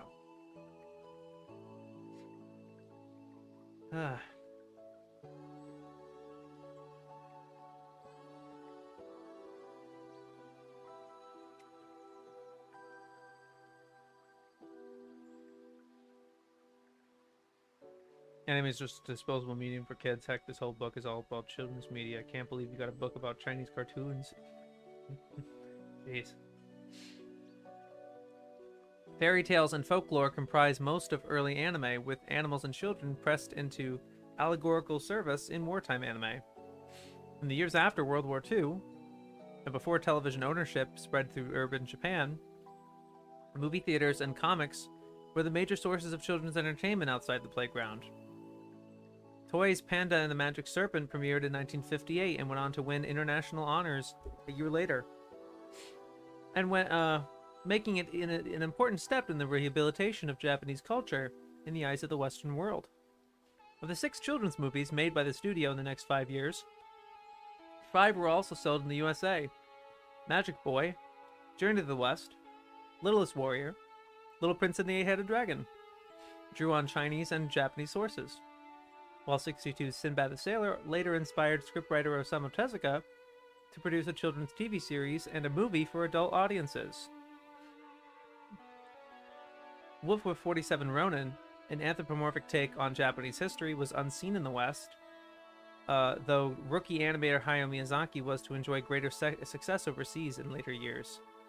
I cannot believe they already mentioned Tezuka and Miyazaki. They are the only creators that they seem to ever bring up. I've heard them bring up Oshii. I've heard them bring up like a couple names here and there, like Dazaki during the digital animation thing. That was nice. Oh my god. They dislike Shin-chan. Oh man, they gotta diss everything. Yeah. I actually think they might have more positive articles than negative. But that doesn't count all the mixed articles, and more importantly, the dismissive articles. You combine the negative with the dismissive, I'm pretty sure it's going to be more than it's going to outweigh the positive. But I still haven't done those calculations yet. Interestingly, Miyazaki has claimed that he still believes that 1 movie a year is all the anime children should be allowed to watch, and that they should spend the rest of their time reading, playing with friends, and having their own adventures out of doors. We're guessing that the single mandatory film in his eyes should be the one by Studio Ghibli. These 3 themes, local legend, foreign literature, and animal antics, became staples of the children's anime market as television gained dominance. Japanese folktales got their own TV series in 1975, Manga Nihon. Classic European stories were retold in World Masterpiece Theater, as well as in big and small screen adaptations, from John Swift's Gulliver's Space Travels to Agatha Christie's Hercule Poirot and Miss Marple. Animes continued to use animals as mirrors for the human condition in 3 distinct subgenres, reflecting the changes in 20th century Japanese society. Semi-realistic stories of animal life and human interaction with other species, like 81's Tao Tao the panda, or 94's Tico of the Seven Seas. Anthropomorphic stories, often comedies, such as Samurai Pizza Cats, in which animals reflect aspects of human behavior. I can't believe they didn't fucking bring up Gamba no Boken. And maybe because I'm a fucking Dazaki fanboy, sure, fucking call me out, great. But like, seriously. 1975. If you were talking about, you know, I don't know. Whatever, man. Whatever. And stories where animals provide companionship for an isolated child, like Dog of Flanders or Secret of the Seal. The year 1963 also marked the first wave of science fiction in TV anime. After Tezuka's Astro Boy appeared on both Japanese and US screens, the giant robot genre was born with Mitsuteru Yokoyama's Gigantor, while human-android hybrid Eighth Man foreshadowed the $6 million Man, and RoboCop, as well as 1966's Cyborg 009. Anime did not buy into the team show's popular... Anime did not buy into the team show's popular in live action until Skyers 5 joined forces to fight evil in 1967. The show was revived in 71, and a year later came perhaps the greatest of anime's contributions to the team show genre. They are aware of it. Battle of the Planets. Gatchaman. The show brought new levels of emotion and involvement to the rather simplistic Monster of the Week formula established by live-action equivalents, and generated such successes as Saint Seiya and Ronin Warriors. Its influence persisted for more than a decade on shows such as Gundam Wing and Weiss Kreis.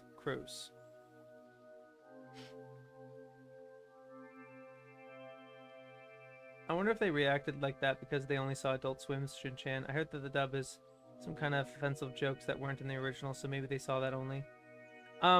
They do mention that. They point out that, like, the dub turned one of the characters into a Republican. I can't speak to the quality of that dub. I've never saw it. There are 2 English dubs, apparently. I mean, you might be, but they don't have a problem showing their Miyazaki bias, so I'm okay with that. Okay. Shin-Chan is so nostalgic for me. I'd imagine some of the jokes have aged poorly, but it did well for me at the time. To be a man, you must have honor and a penis. How can I play around for a decent amount of time? What did I miss? A lot, Hayden. Jeez.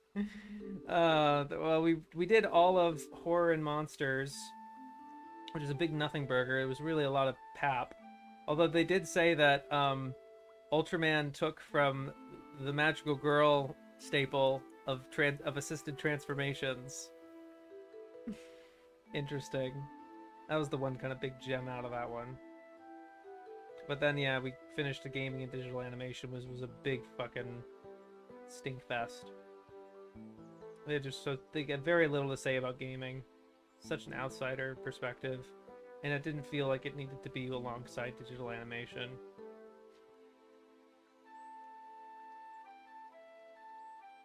I mean, I love that dub as an adolescent, even if it's the only one the hatred was ridiculous. Yeah. Oh yeah, for sure. I guess I might have to check that dub then. Love the original to death. That line lives rent-free in my head. Yeah, they did make Cosmo a Republican. I can't believe Ultraman copied Sailor. Yeah, we were saying. Yeah, exactly. It's like, oh my god. The year 1963 also marked the first wave of I've read that. Science fiction and robots remain popular themes for children's anime, but females were subsidiary characters in most of these tales. It was 19... It's so repetitive! Reading these thematic entries one after another is so annoying. I really, like... I remember we were enjoying them, like, reading them kind of periodically. Reading them back to back is so obnoxious. Guess what they're talking about now? It was 1966 before TV had its first true heroine, Little Witch Sally. whose bewitched-inspired trip to Earth to live as an ordinary girl and study humans became a prototype for a long line of magical girls. Her thematic descendants include Sailor Moon. Oh my fucking god. I'm almost like, I want to make a guess and say that the majority of magical girls, vast majority of magical girls, are ones that are not from a magical origin. Don't get me wrong, there's still a couple. Minky Momo is from a magical origin. What is that one? Mako? Something Mako? That one's a magical. I'm pretty sure she's a magical origin. She's from underwater. It's one of the Majoko original Majokos. Maho no Mako-chan was similar to Sally. Ako-chan is not, though. Notably not. Saratobi Et-chan, I don't that's a loose one because she's more like a ninja. Kind of a weird girl. Chappie, I don't quite remember. I don't remember the plot of that one. Limit-chan, I think is, that one's weird. That's a different thing altogether because she's a robot. Cutie Honey, I believe, is also an android. Meg-chan might be magical origin, but like the proportion of magical origin to regular Japanese girl, I'm almost positive skews the latter.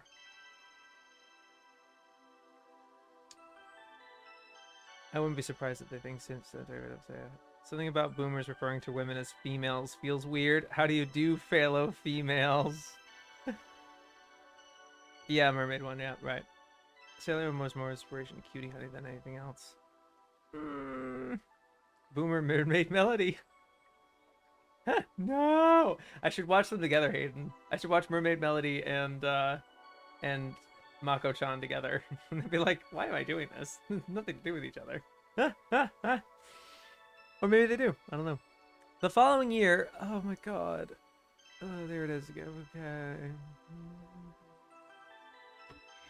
It's all the same. It's so... I guess they don't get sick of telling it. The following year, Osamu Tezuka produced his first TV series for girls, the romantic yet powerful Princess Knight. A veiled comment on the roles and aspirations of girls in modern Japan, wrapped up in a classic story of hidden identity and adventure that would inspire shows from Rose of Versailles to Utena. Anyway. All these exotic fantasies should not obscure the numerous anime made about the events of children's day-to-day lives. It's just and then fucking... What is the use of this fucking thematic entry, dude? It's like, I don't get it. Mermaid Melody group watch would be so hype. Mako-chan's OP, so banger. I've seen 3 episodes of both Mako-chan and Mermaid Melody, and they're very different in tone. You know what's the problem with this fucking thematic entry?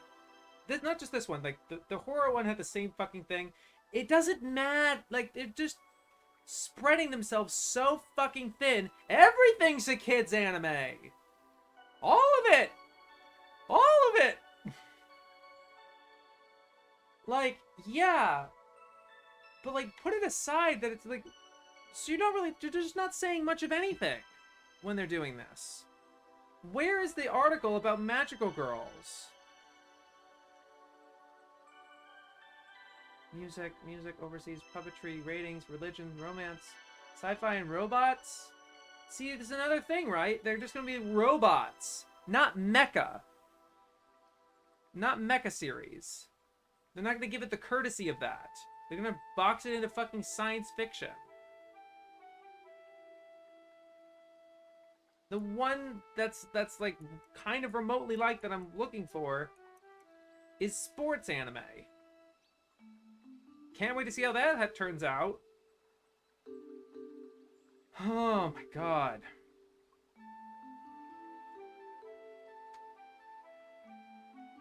I've seen 3 episodes of both Mako-chan and Mermaid Melody, and they're very different. Yeah, okay. I figure. Is this an encyclopedia written by academics or a video essay by a college dropout? Oof. Oof. Oh my god. Ordinary girls like Akane-chan. Hey, that's a decent pick. There you go. Ordinary girls like Akane-chan relocated to new lives more often than little witches. In Akane's case, her family moved from the country to Tokyo in Toei's 1968 series, mirroring a huge shift in a country whose pre-war population was largely rural to a modern world where most live in cities. Wait a minute, am I thinking of the right Akane-chan? No. Oh, interesting. The Tetsuya Chiba work. I gotcha. I was thinking of something else. I was thinking of something completely different. Oh my god. No one knows that this fucking show is. Jeez Louise. 26 episodes.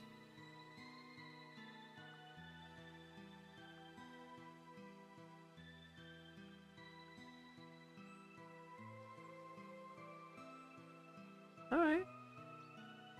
By Toei. Pretty early on.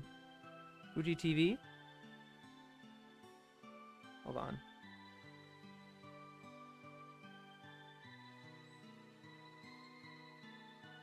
TV Asahi.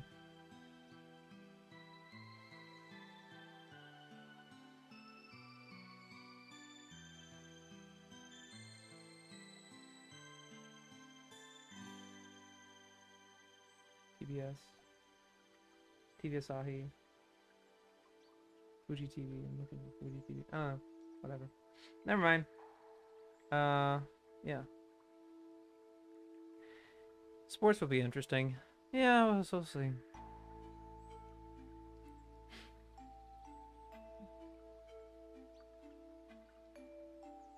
"20 years later, Hayao Miyazaki was to look back with love and longing at a country childhood like the one Akane left behind in his movie My Neighbor Totoro."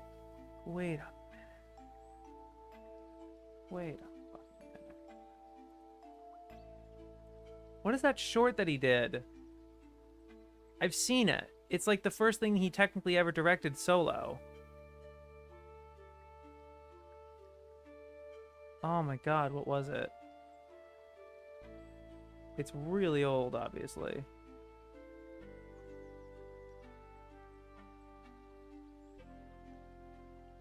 Yuki no Taiyo. Yeah. If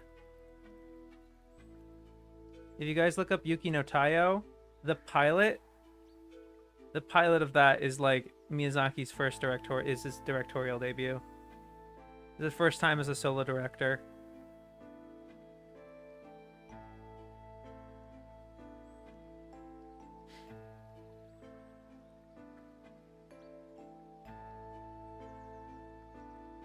Wandering Son looked at two teenagers looking for a singing career.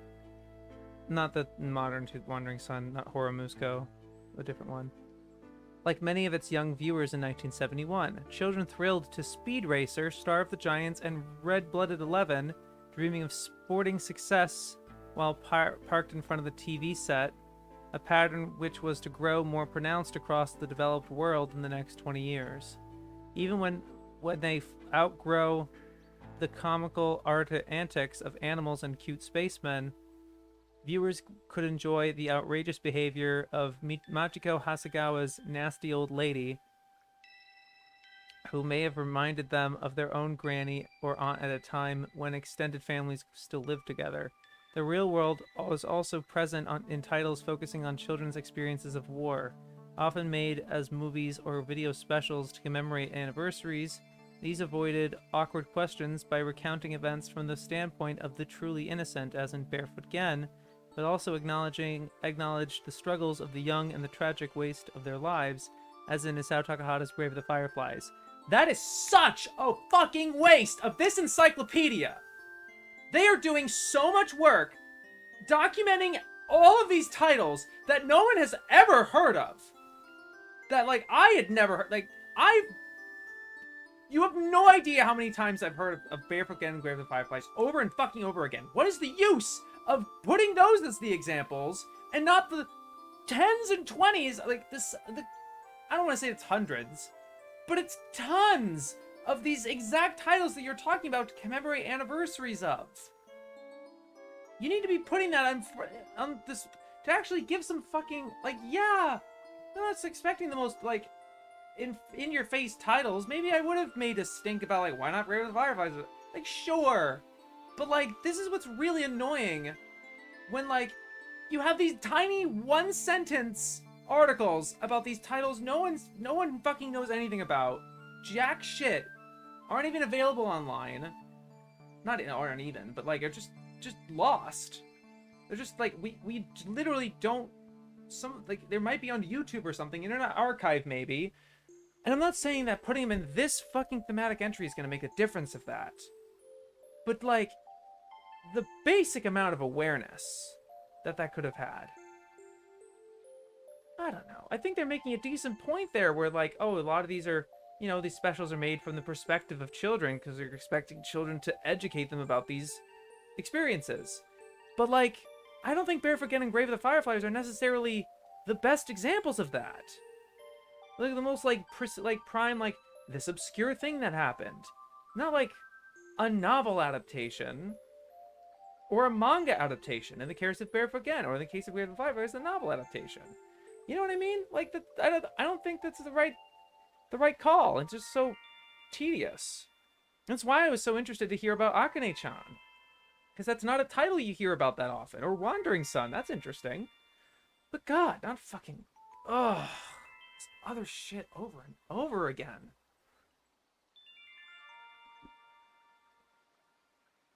Wandering Sun's the first idol anime, I believe. Speed Racer bombed to Japan. Idol anime could be a section here. Oh, I don't know. I guess because they are the most notable ones. I don't know. Also, the fact that kids anime is a section when kids anime encompasses every genre, I'd have expected to be more novel-sized section. Yeah, I would have wanted it to be way more precise. Because, I mean, heck, not to say Mal is the bastion of anime research or something, but at the very least they have the decency to have a kids section. Like, they're not just gonna put Naruto in the kids section. Not to say that it's not for kids. Like, yeah, it's for young kids, like teenager, or like, you know, kids who are like 6 or 7 or whatever could read Naruto. Sure, that's cool. Yeah. What's the use of that? There's certain shows that are like for little kids. And maybe I'm fucking stupid to not perceive that or whatever. But like, I don't know. I don't know.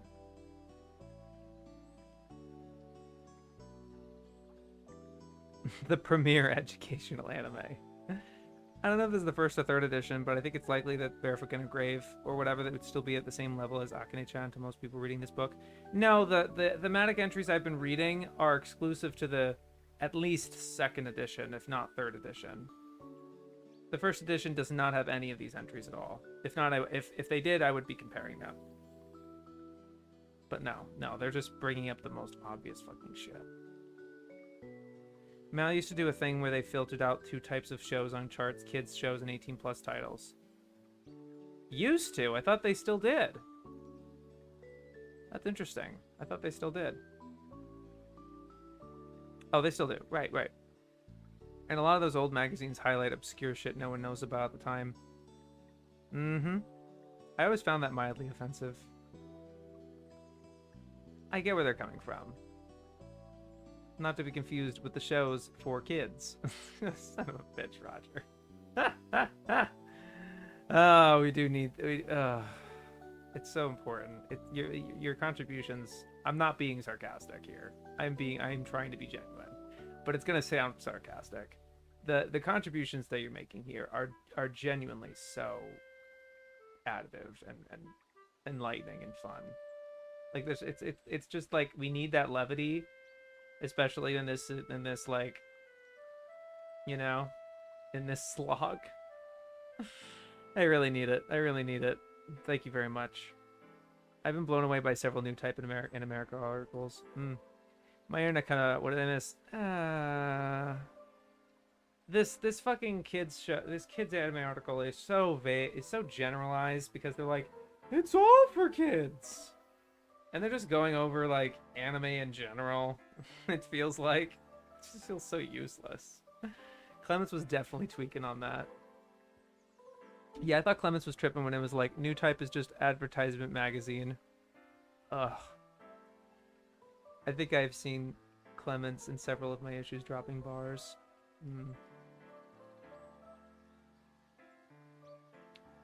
Television acts as a mirror to everyday life, a babysitter, and a wish fulfillment mechanism. But all these functions can also be afforded by movies. Television's two biggest selling points were cheapness and availability. Its status as the trusted visitor in the corner of the living room soon highlighted another function, one it filled far better than movies ever could: its ability to trade on pester power to sell large amounts of merchandise to children! You know, at least it took them this long to get to it. Yay. I'm gonna plow through this. I'm sorry. I'm so done with this.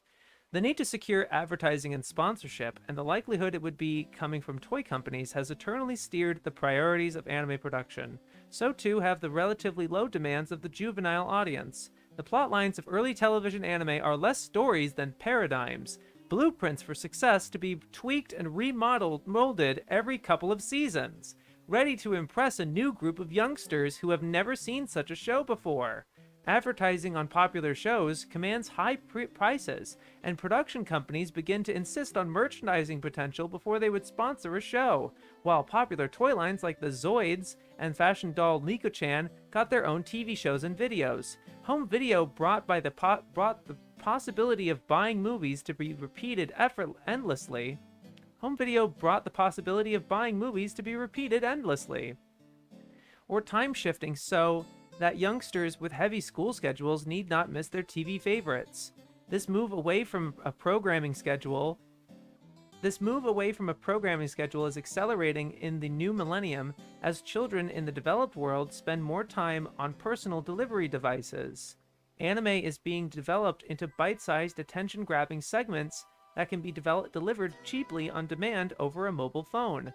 This reflects a social shift as massive as the one that moved Japan from a rural economy to an industrial and then a virtual one, or that which moved women out of the home and into the world of men. Its impact on children's anime will be enormous. No longer shared with family and friends, no longer delivered to set schedules, no longer requiring much investment of time or intention, but still, no doubt, an effective mechanism for selling to the young and impressionable. It's way bleaker than that. I'm sorry, I have to fucking stop there. It is way bleaker than that because now it's not even fucking anime. It's user-generated content. It's YouTube Shorts. It's TikTok. I just watched a Breaking Point segment. I'll link it. Hold on. I know it's like a political thing, like a political show. But they just discussed this. They discussed this report that came out, how YouTube is destroying Disney with young kids. Young kids don't even want to watch Disney movies anymore. And so it made me be like, reading that, what they were just saying, they're like, anime's never gonna get more accessible, like it's gonna have all this power of advertising. Oh, you sweet summer child. It's over for fucking kids anime, dude. They're not watching that shit. They're watching Mr. Beast. They're watching these, like, there's a point in this video where she's discussing this skibidi toilet or something. I don't quite know. That's how I know I'm out of touch. That's how I know. I'm like, oh shit. And she's described it. It looks like Team Fortress 2 animations, just like a very particular kind, I guess. But whew.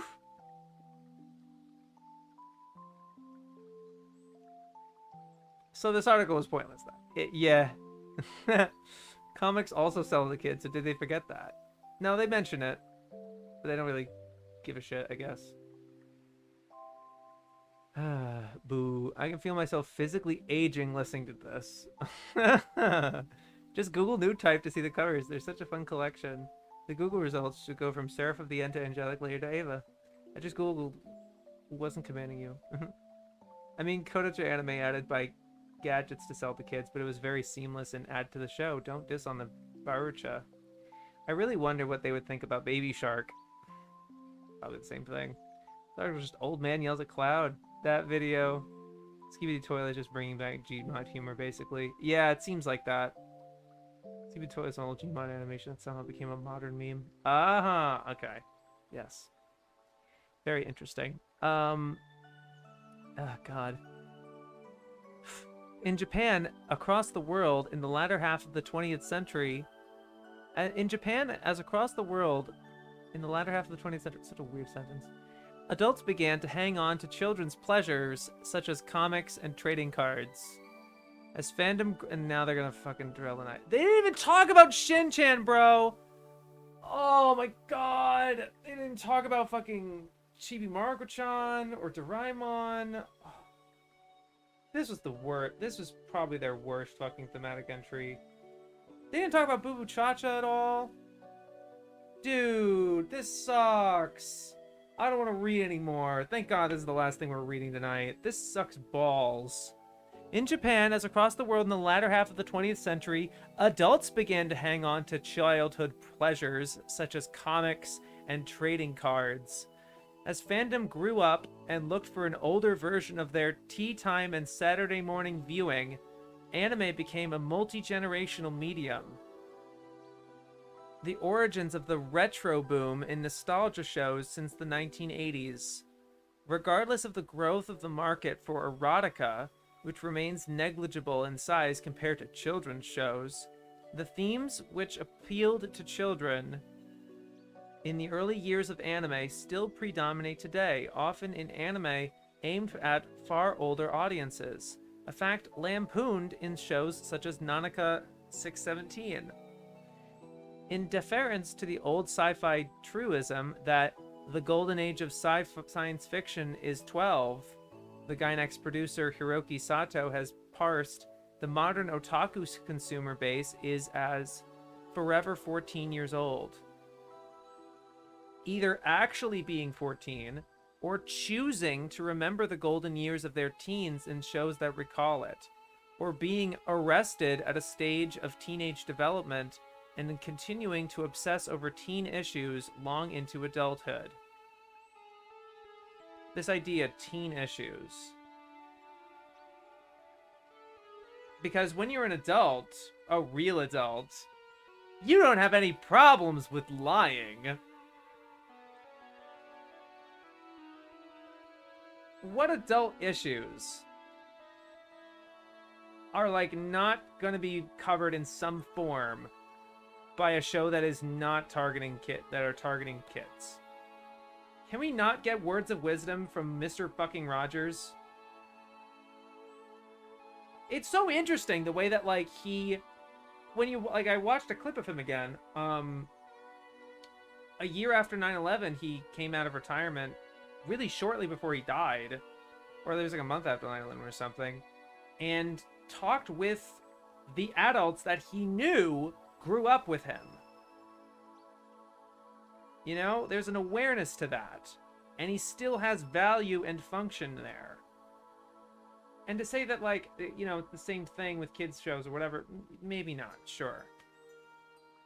But like to say that they don't have value to adults today, to make it seem like they're just trapped as a 14-year-old. They want to relive their Saturday morning glory days. Let a guy have a fucking... what he wants to eat his breakfast to, man. You know, and maybe it's just me being personally offended that, like, they seem to have this weird... But, like, also, I don't understand their perspective on this. It's so nauseating, the more I'm thinking about it, that you wrote an entire fucking book about this kid's shit that you're saying. The majority of it's all fucking but like, You are all both in your 50s. And older now. Even older. Like, actual, like, retirement, old age. Old people. Not even just consuming it. Really talking about it. Really writing and spending your time and going to conventions talking about it. Who the fuck are you? What are we doing here? Like, what's going on?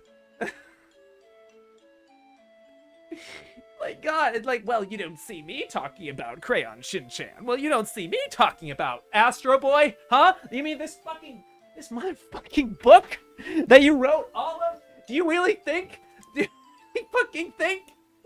Like, I'm losing my mind now. Like, I have to stop streaming. I really do. I'm so fucking sick of it now. I cannot believe them. God. Nor does he regard the latter two market score sectors as anything but benign, nothing that, with a declining population in Japan of actual 14-year-olds, the presence of the other sectors helps take up the shortfall. And then they kind of kick it in the butt at the end, like, oh, Japan's declining birth rate. Ogre, it's ogre. God, yeah, God, literal damn it.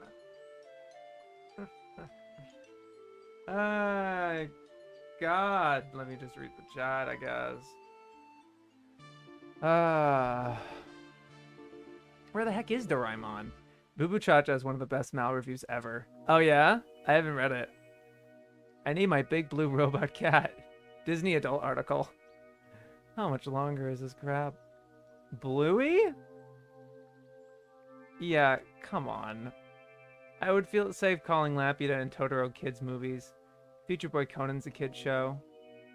I hate people who think that you mature the instant you turn 18. Trust me, I've known a lot of adults who act more immature than children. Kiki's definitely a kid's movie. What a time to pop in. I know.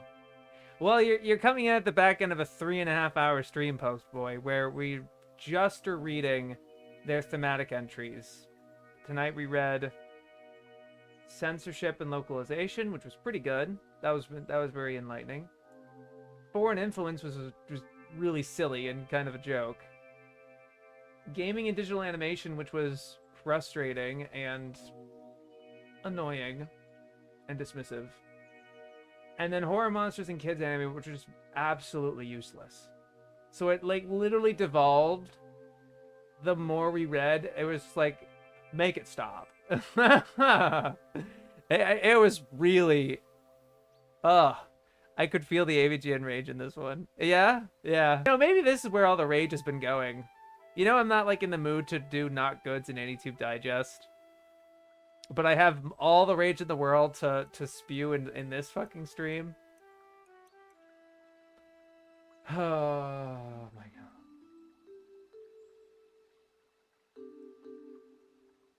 It's so exhausting.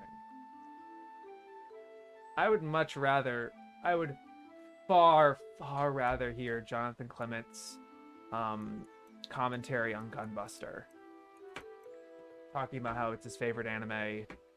Talking about how he used to have a ringtone with this from a CD drama extra where Dorio Matsumoto was like gives like a phone ring, like, now you've missed your call at the end of the please leave a message or whatever. I would much rather read Helen McCarthy's book that I threw down here of Osamu Tezuka. His life, his unique implementation of the star system, all the I really have enjoyed. I really should read more of it because I've started where, like, she's describing each of his works, like his really major works, kind of one by one. Sometimes spoiling them, but mostly just talking about them, like what happens with them and the characters and stuff like that. And what was interesting about each one, right? Giving some samples and stuff, but like really big art. You really get like but like articles like this fucking kids one is just like, oh, for kids, trite, whatever. At least they don't give those sorts of things. They're not saying that as much. They're not saying that as much that in this article itself, but it's just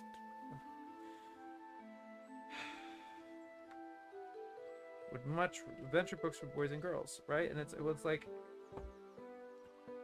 I don't know. Is there value in adults talking about this sort of thing? I think there is.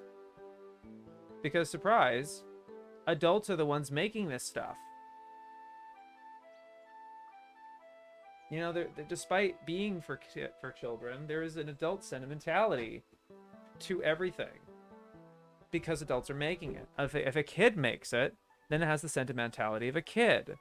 And that doesn't necessarily make it kids' media. I don't know what it makes it, really.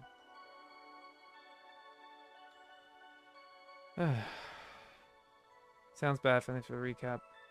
I was writing a college homework during this last article. Imagine if I look back over this and I added in their rhetoric subconsciously. This do be a passenger let it go type ending. Type good ending. I found a Spanish book about anime from the mid-50s to 1969 that looked cool. Unfortunately, it's only in Spanish. Honestly, this book has made me lose respect for these two. It really comes off that they look down on anything not made by Miyazaki or Tezuka. Clements and McCarthy are goats aside from this book. Yeah. Yeah, it's going to be really hard to do it to them. Like, I think what would kind of suck, but I low-key want it because I like my efforts to be rewarded with doing this. But, like, I would hate to ruin their I would hate to, like, tarnish their reputations by skewering this book. I would hate to do that. I don't think I can. I really don't think I can. I don't really want to. But, like, I have a fear about that, yeah. And I'm going to make it clear at the beginning that, like, they are very good, you know, but not what we're here to talk about. Yeah, I don't know. It is really hard to, you know. I think it's easy to forget when you actually are absorbing some of their other work. Like I'm hoping to read anime history and not feel this way. Although I might. Though I kind of might. So I have a feeling that these thematic entries were kind of the initial boulder push to what would become anime history. Which the second edition should be coming soon, I hope. We'll see. I was getting a little, not the greatest vibes from one interview he did with ANN, in promoting it, but still, it feels like he was actually researched, you know, and actually, like, cares, you know. But this was so rough. Not gonna lie, their worldview on anime reminds me of the Kawaii exhibit I saw a couple years ago in the Epoch Center in Disney World years ago. Like, it's a limiting worldview. That doesn't allow the expansion or exploration in the people behind anime.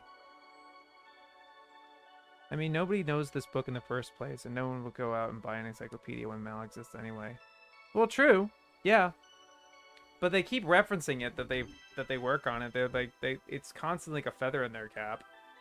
It was, you know, it has these fucking quotes of affirmation by Neil Gaiman.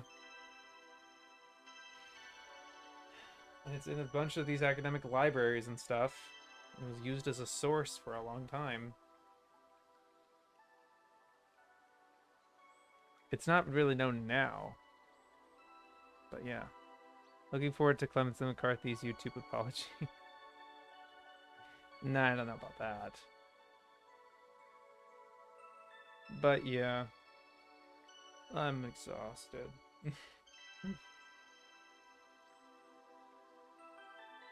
The book is also on Hoopla. Hoopla. Yeah. Library app. Oh, yeah. Oh, of course. Honestly, I don't know how many people this video is going to reach in the first place either. Yeah, I don't know either. I don't know either. We'll see.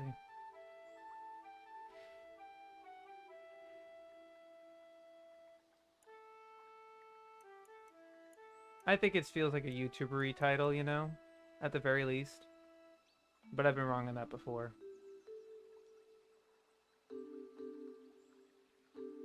Have a good night, Shapes. Thank you, Weird Proc. Yeah, I think it's about time. You guys are great. You have a great rest of your week. Hope to see you on Friday. Thanks for the stream. Nice way to unwind after my day. Despite it being kind of stressful or rage-inducing, but I really appreciate it, Krausdorff. Thank you so much for coming. And thank you all so much for tuning in as well, as always. Ganbare Ufi, good night. Yeah, no, we're gonna try. See you guys. Yo, peace.